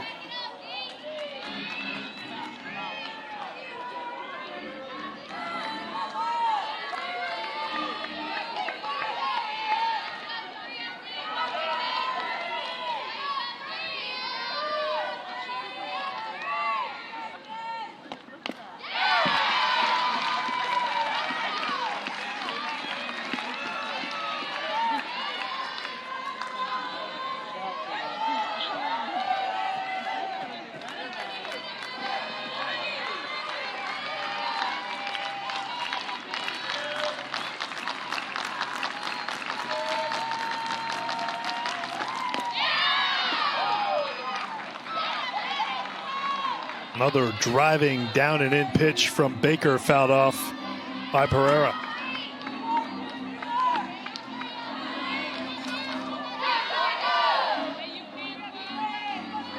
Brianna Bailey, sophomore. Last appeared in the game April 17th, is throwing down in the pen.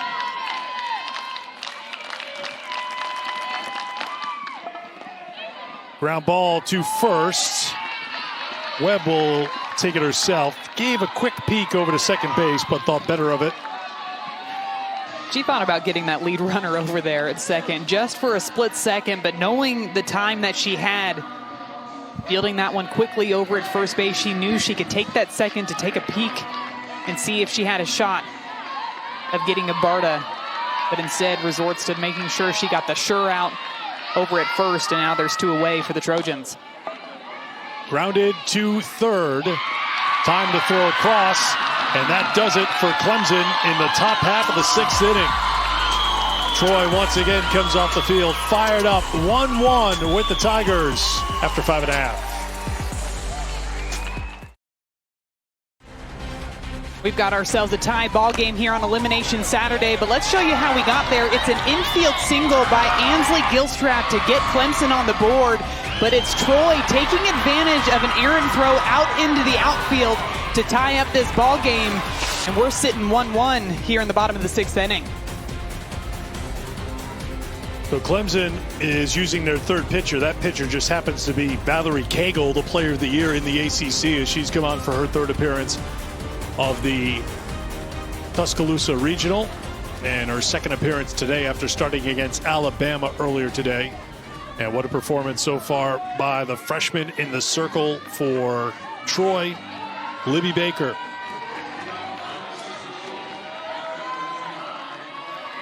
Bottom of the 6th inning at Rhoads Stadium. Lively, Gayton, and DeLeon due up. That one is squibbed, and it hits the runner running down first. Now, was she in fair territory? What was the call? I don't know if the umpires made a call on the play, and they're going to huddle up, and they're going to say she's out.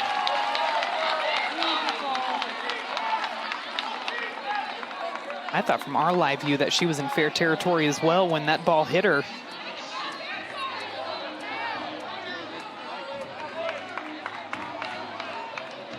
Coach Beth Mullins coming out to have a conversation with home plate umpire Ted Broyles. Katie Lively running down the baseline. It looks like she's clearly in fair territory right there.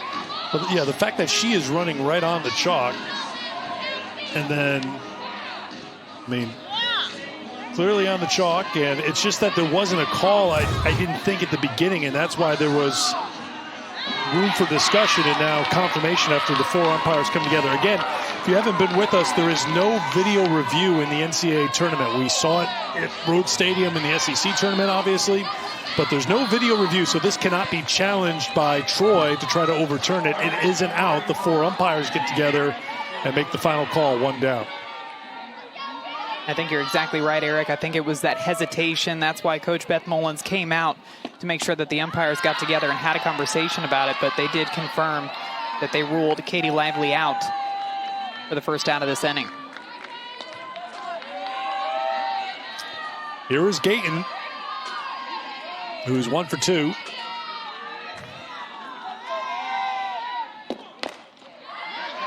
That one chopped over the pitcher. Fielded by the second baseman, and Gayton beats it out. Now she's having a pretty good regional. Just her ability to make these quick adjustments off of several different pitchers. We know that Valerie Cagle brings the velocity, bringing that drop ball in there around 70, 72 miles per hour. And she just gets on top of it, pounds it straight into the ground. But look at that hang time. That's what allows her to beat out that throw. A very close play over at first base. It looks like safe nonetheless. 2 for 3 today. 4 for 8 in the regional for Kennedy Gayton. Ooh, close. That was really close.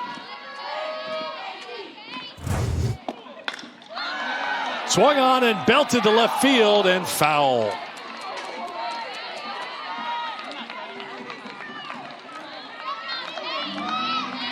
Hit hard by DeLeon, who's heading back to the plate. 0 for 1 with a walk today.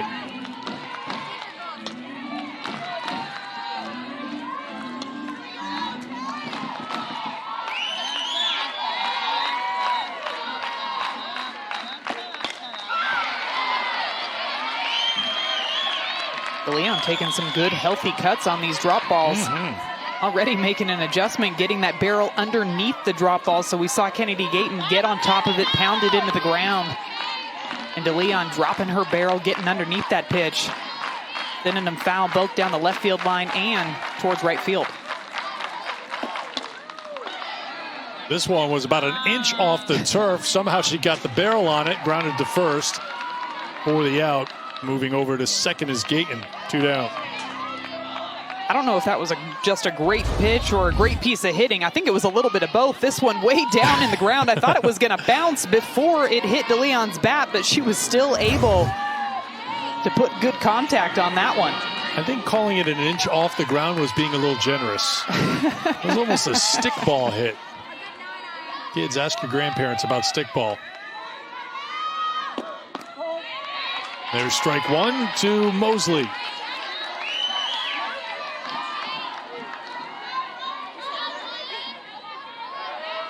Mosley reached on an error in the second, walked in the fourth. Again, making just her second start this season. See if that move pays off here for Troy. One's fouled off. She's down to the count 0-2.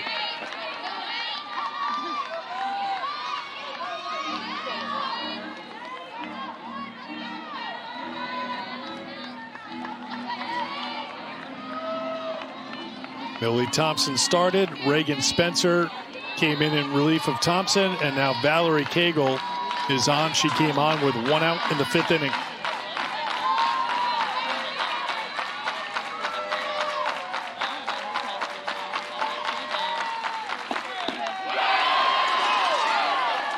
Cagle gets the strikeout to retire the side. Her second strikeout against Troy here in relief.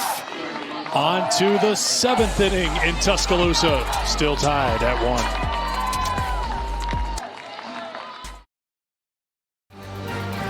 1. Our bracket brought to you by Capital One. Alabama awaits the winner of this game. That game is 2 p.m. Eastern Time Sunday at the Rhoads House.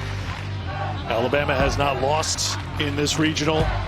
Winner of this game would need to win twice to advance on to the super regional round. Still, it feels like a long way to go in this game, even though we move on to the 7th inning. It is 1-1, a couple of unearned runs.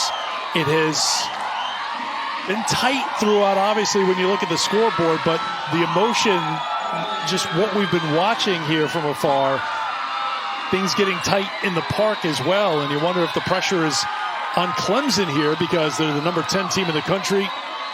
And here is Troy in the NCAA tournament for the first time since 1996.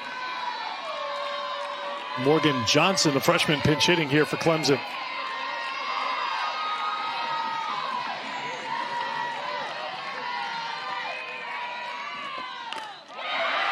And Johnson comes through with a pinch hit single, and it's all the way to the wall for extra bases.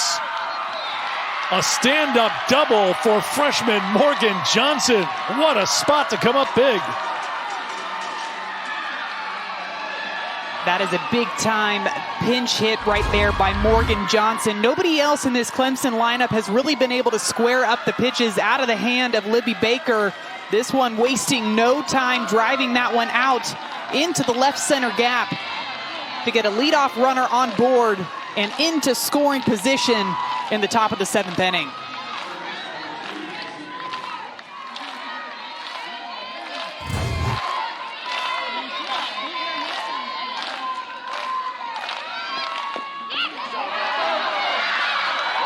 Trying to bunt her over, and it looks like it just gets away from the catcher. It sounded like perhaps there was a little contact. Was it a foul ball? It sounded like a foul ball off the bat, but I'm wondering if maybe the sound that we were hearing, was it off of the glove? Because I do know that DeLeon's glove ended up coming off.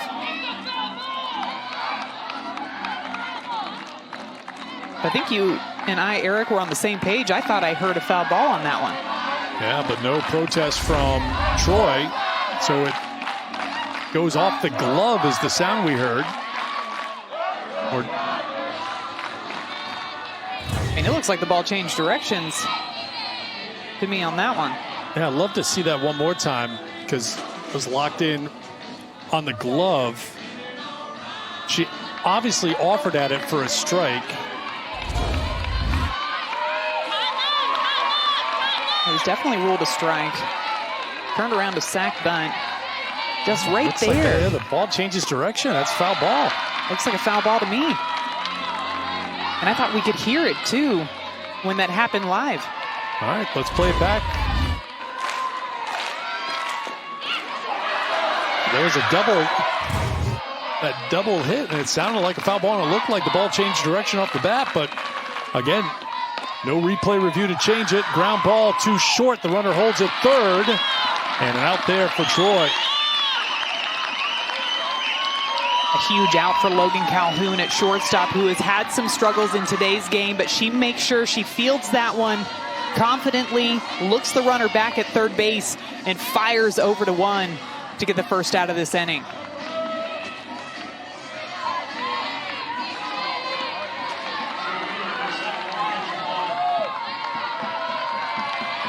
Top of the order for Mackenzie Clark. Clark with a grounder, knocked down by the shortstop. Everyone's safe, the run scores, and Clemson's on top, 2-1 in the 7th. Morgan Johnson, the spark plug, with the leadoff double, heads to third and then scores on the infield single for Clemson, 2-1 Tigers. Mackenzie Clark coming up big, swinging early in this count, driving it straight into the ground, and a nice play again by Logan Calhoun at short. But as soon as she had to dive for that ball over in the 5-6 hole, Morgan Johnson took off immediately at third. You can watch her see it go past her, and a great jump, able to score easily on this infield base hit. There goes the runner trying to steal, and it's a successful steal by Clark, who's in safely with Calhoun cutting across the infield. She's in scoring position with one down. Big smile on the face of Mackenzie Clark. Diving into second on that stolen base. I don't know if her and Logan Calhoun got a little tangled up on that one. Calhoun having to come across and catch that ball, but regardless, Clark in there safely. 1-0 to Gilstrap. Off the pitcher and hard, and it ends up in left field. They'll wave the runner around. Here comes Clark. Here's the throw. She's in safely. 3-1 Clemson.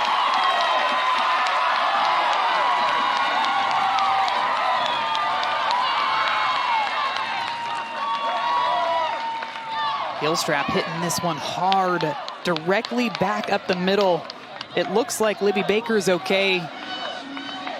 Home plate umpire Ted Broyle is going to come out to make sure that she is. It looked like it hit directly off of her shin, but it was hit so hard that it deflected off of her shin all the way out into left field.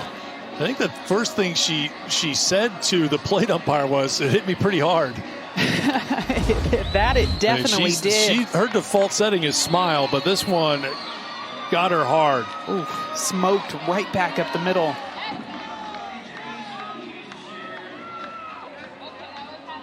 It ricocheted so hard it ended up in front of the left fielder Lively. Clark no trouble to score. And Gilstrap has her second RBI of the day. And that will do it for Libby Baker. And the hugs all around. The freshman pitched a phenomenal game. Clemson caught up to her in the 7th inning. They scored 2 runs. We had a new pitcher coming on for Troy. We'll tell you about her when we come back. 3-1 Clemson in the 7th.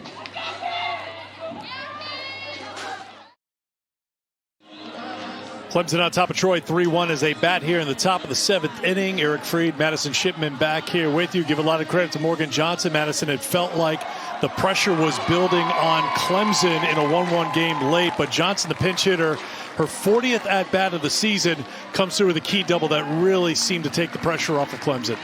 Well, and Clemson was just having a hard time all game long, squaring up the pitches out of the hand of Libby Baker. She has a lot of spin, a lot of movement, but it's that new blood coming in as a pinch hitter, Morgan Johnson, with that clutch double out to the left center gap to really get things going, and they were able to capitalize, bringing in a couple of runs to extend their lead in the 7th. Kinsley Ray Blassingame comes on to relieve Baker.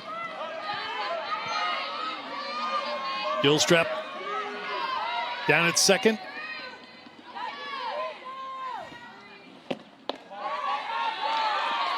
One-on-one to Valerie Cagle.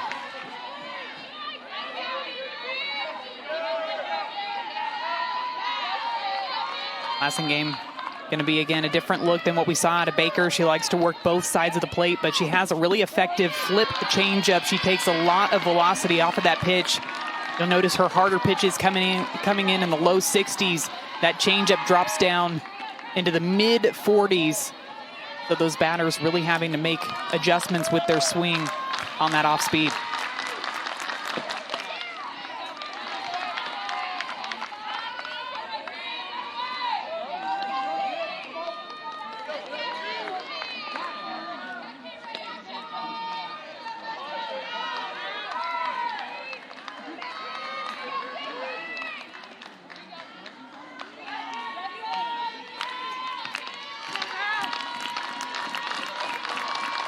The 1-2 to Cagle.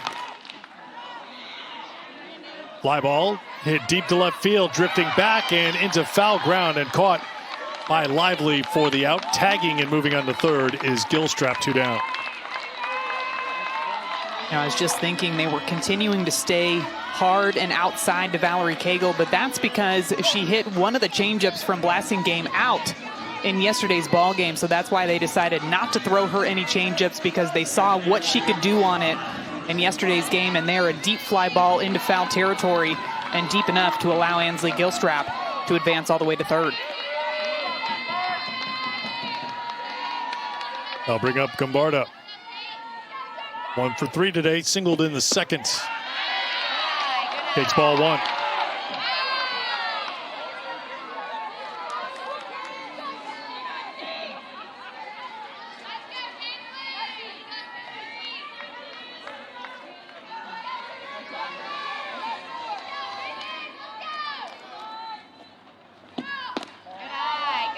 Juno.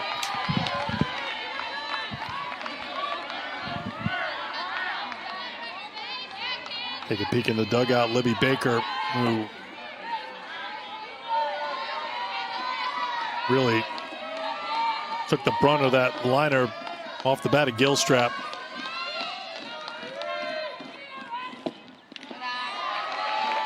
Three-0.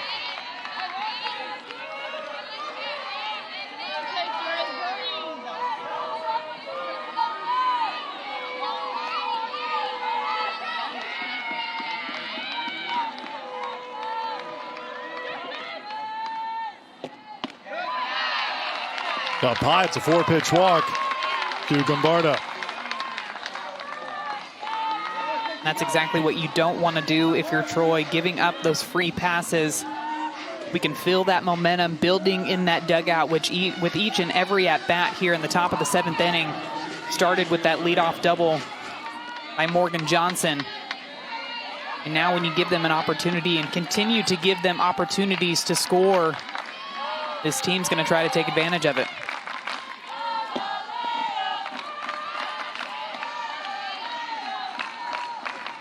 Ball 1 to Logaleo.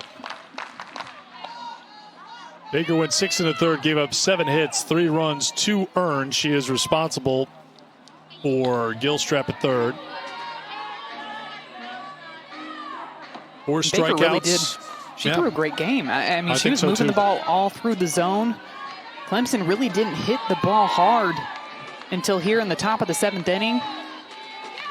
They racked up a couple of hits, but nothing that they were really able to capitalize too much on until that double by Johnson.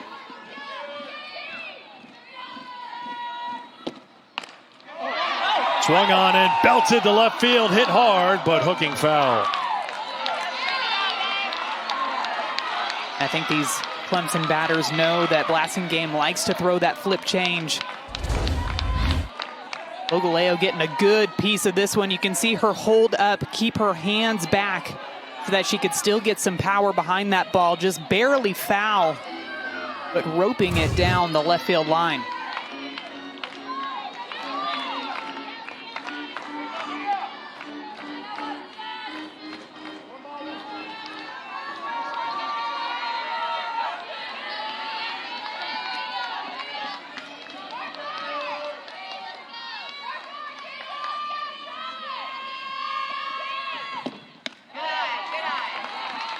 2-1. Ogaleo was 0 for 3 against Baker.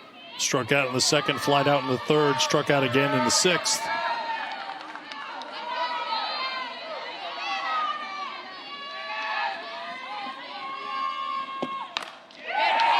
Hit hard and through the left side. Another base hit, another run for Clemson. 4-1 Tigers. And because Clemson has proven that they can hit that changeup hard, it forces Blasingame to go to her other pitches. This one, a rise ball up in the zone, but Logaleo gets her barrel straight to it, driving it out into left field to extend their lead.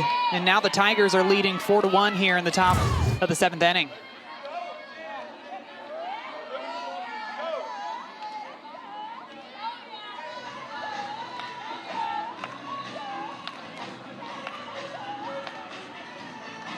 And Beth Mullins making a change here. And it looks like we're going to have a pitching change as Leanna Johnson will step into the circle. Johnson won the elimination game against Alabama State earlier this afternoon to get Troy into this game against Clemson. She's been excellent. She'll come on to try to keep it a 3-run game when we come back.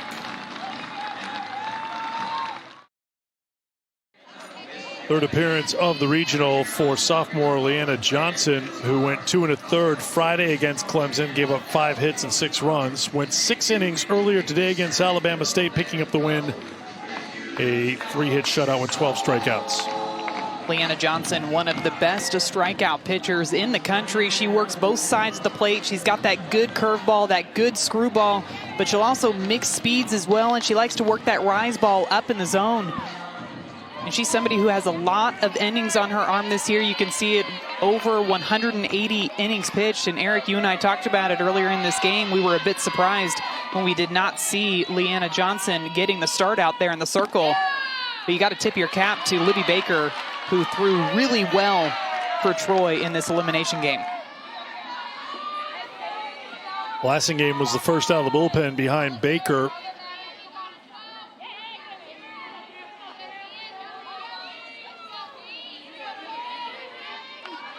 Johnson comes in with runners on first and second. And she throws heat.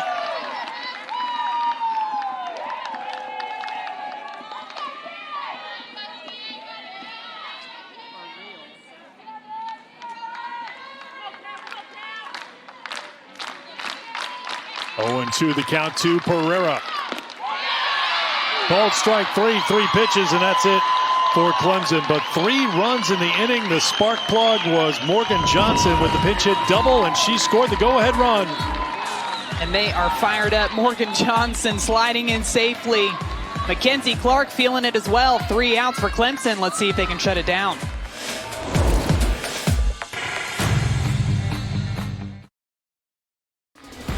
Well, Clemson was frustrated for a good chunk of this game. First 6 innings, they were 1 for 8 with runners in scoring position, but they went 2 for 3 in the 7th inning.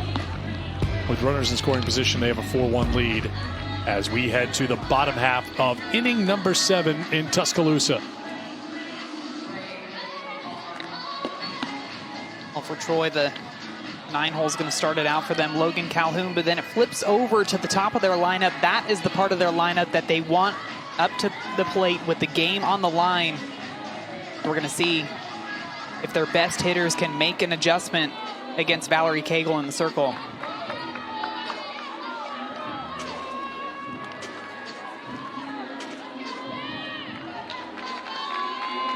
Cagle trying to close it out now for the Tigers. Logan Calhoun to lead things off. Calhoun, and then the top of the order with Sinnis and Horn. If they get there, Webb, the senior for Troy.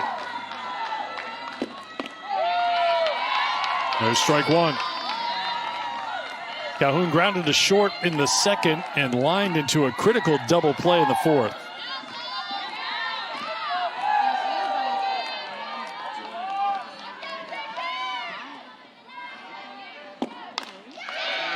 Calhoun comes through with a leadoff single for Troy. That's a great piece of hitting by the 9-hole Logan Calhoun, getting on base to set the table for their top hitters in their lineup. Cagle throwing this drop ball up in the zone. Calhoun moving through the box, slapping it over the head of Cami Pereira at second base to get a leadoff runner on board. So Calhoun delivers with her second hit of the regional. And here is Sinis. Sinis with a high chopper. Turning and trying to get the out at first, and it gets away, and it gets into the dugout, so the runners will be advanced 60 feet, and Troy is in business here in the bottom of the 7th. We have seen Clemson make some phenomenal plays on defense today, but we have also seen them make some mistakes out there that Troy has been able to capitalize on. Sinis pounds this drop ball into the ground. Cami Pereira moving up the middle. She thinks about going to tag second base herself, realizes that Logan Calhoun is going to beat that one out, spins around to throw it over to first, and it's just an errant throw that heads all the way into the dugout. So now 2 runners into scoring position for the Trojans. Scored a single and a throwing error on Pereira.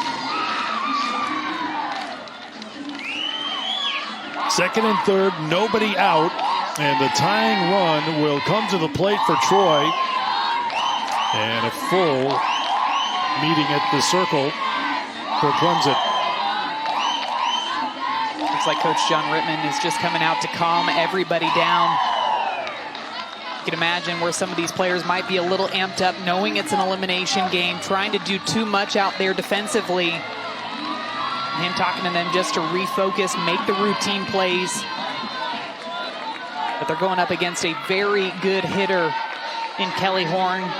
Leads her team in several offensive categories, batting average, doubles, home runs, and RBI. And I know her team would love to see another couple of clutch RBIs come through right here. Cagle misses for ball 1. You could not ask for more for Troy right now. You have Horn, who came into the game hitting .379, followed by Webb coming into the game at .377. The 2 top hitters for this Troy team with 2 on and nobody out.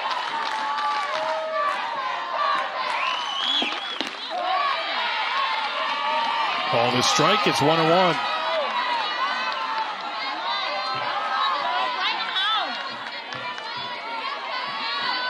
Kelly Horn 0 for 2 with a walk. Been on base 4 times in the regional. 1-1 from Cagle.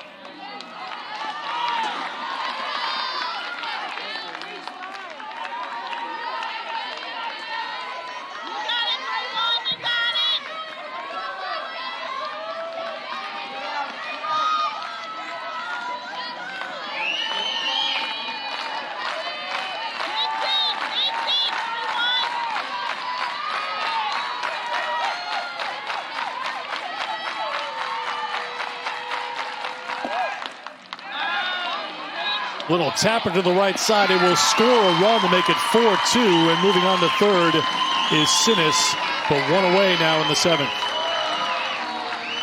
The productive out right there by Kelly Horn, getting the off speed out of the hand of Valerie Cagle, doing what she can to put that ball in play. And a very smart play by Cami Pereira over at second base, not worrying about that run scoring, but making sure that she records the first out and the sure out on that play. I'll bring up senior Katie Webb.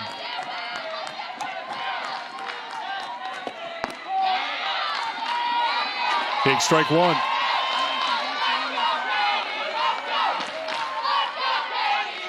These are 2 very young teams. Katie Webb,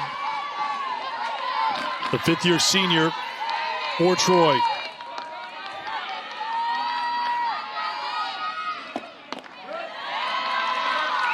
Trying to keep this game going, trying to keep this season going, trying to keep her softball career going.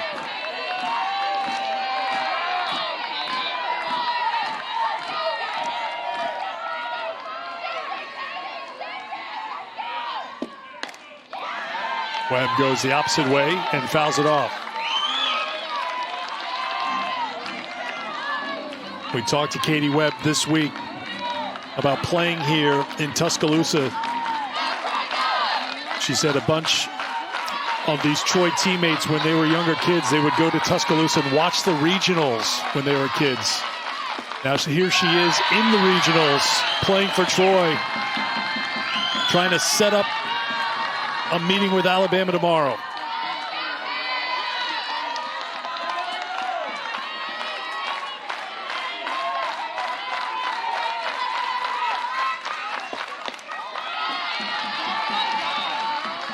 We're seeing a really strong at-bat by Katie Webb as well, fighting off several different pitches. We know Cagle has that drop ball down in the zone, that off-speed, that rise ball, and she is battling up there, just chipping away, trying to gain that momentum with every single swing in this at-bat. Another 2-2 from Cagle.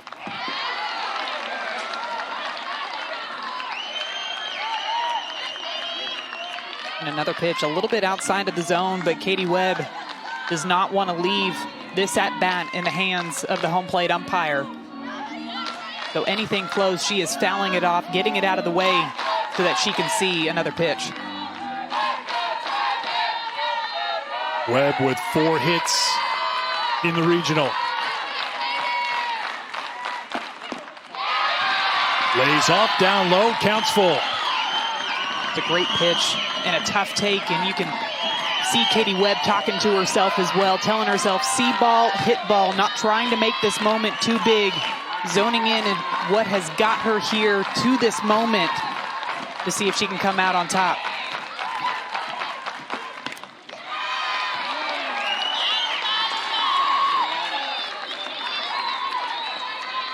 She's somebody who really likes to simplify the game. And again, these high pressure situations, hitters have a tendency to overthink, to overtry, and she is just telling herself to keep it simple. See ball, hit ball. 9th pitch of the at-bat from Cagle.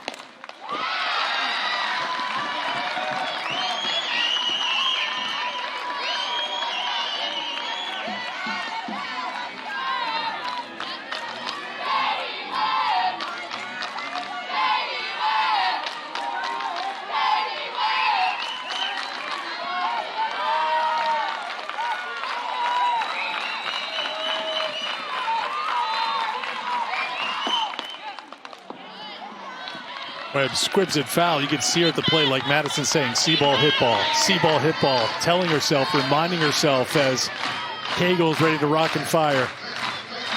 And in these situations as a hitter, you can almost start to see the ball fly over the fence before the pitcher releases it. So that's why you've got to zero your mind in, focus it on just one simple thing. And for Webb, it's see ball, hit ball.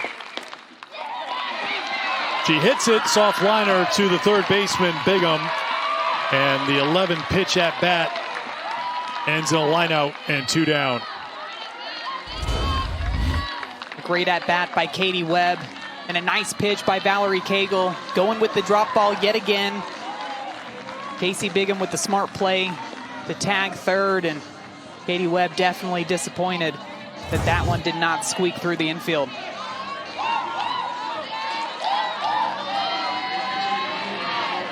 Great battle by the senior Webb. Now down to their final out. Audra Thompson hitting for the first time.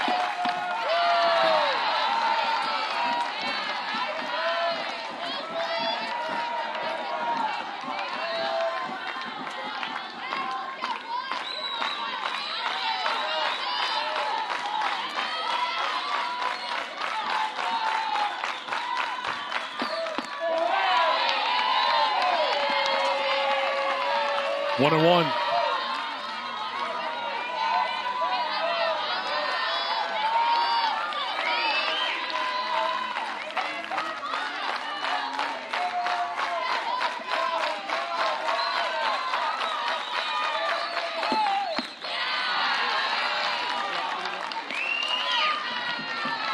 Audra Thompson had a couple of at-bats against Valerie Cagle yesterday.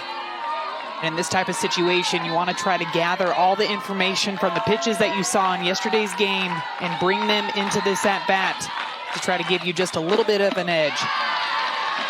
And here already having a good at-bat, laying off of those pitches that are well out of the zone. Because not only is this a high-pressure situation for the batter, but it's pressure for Valerie Cagle as well. Because she's thinking about that, getting that out to try to end this ball game, knowing that her team's season is on the line. Now Troy down to their final strike. Troy run-ruled yesterday by Clemson. They have battled here throughout in this elimination game, to the point where they were tied at 1 after 6. Clemson scored 3 in the top of the 7th. Troy's battled back with 1. They've got the tying run at the plate as Valerie Cagle brings the 3-2. Popped up to right field. Hoda puts it away, and Clemson survives. They'll take on Alabama in the regional final tomorrow afternoon.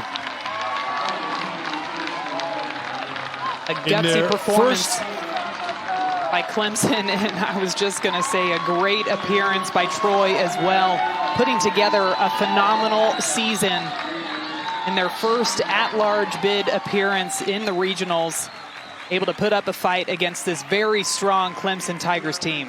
This was the matchup of the first trip since '96 for Troy. They got their first NCAA tournament win in program history.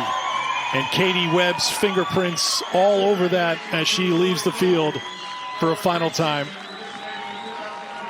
Part of this historic Troy program that received the at-large bid, won an NCAA tournament game for the first time, but their season comes to a close after the loss to Clemson today. And Clemson, playing in the NCAA tournament for the first time, is in a regional final for the first time, where they'll take on Alabama tomorrow.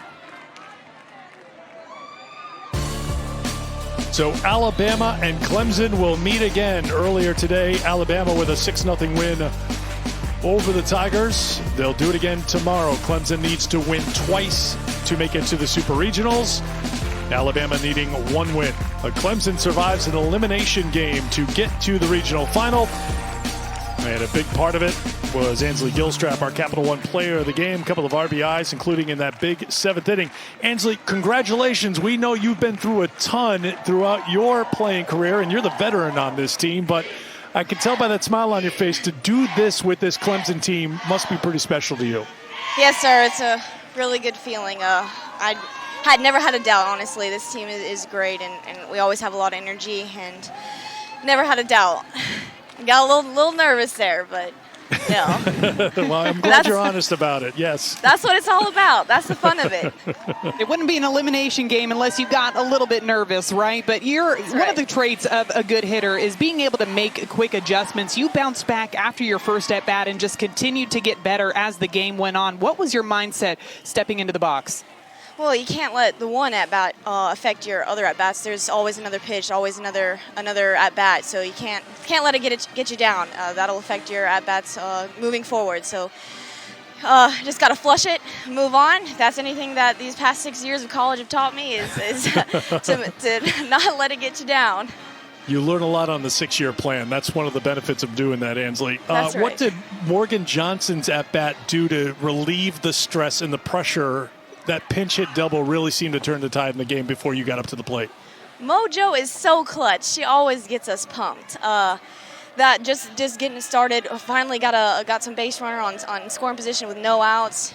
You can do a lot with that. So that definitely motivated us to help get some hits going. And Valerie Cagle is somebody that seems like she has ice in her veins. She comes out to close that game. What sort of fire does she bring to your team? Definitely. She's so determined. One of the most determined players I've ever encountered. I mean, you make her mad, it just makes her even better. I had no doubt in her. She's an awesome competitor. Well, you've battled through injuries throughout your career. The 6-year journey is going to get paid off tomorrow. You're taking on Alabama in a regional final with the Clemson Tigers. Congratulations and best of luck tomorrow. Thank you guys so much. Ansley Gilstrap with the 2 RBIs today, 1 in the 3rd, 1 in the 7th. They've been waiting very patiently for her out in right field because they're not going to move forward without one of their leaders in the middle of everything right there, as Clemson wins it over Troy by a final score of 4-2. We'll be with you tomorrow for the regional final here in the Tuscaloosa region. Clemson and the Crimson Tide. For Madison Shipman and our entire crew did a great job all day long with the 3 games. I'm Eric Freed. Thanks for being with us. We'll talk to you tomorrow.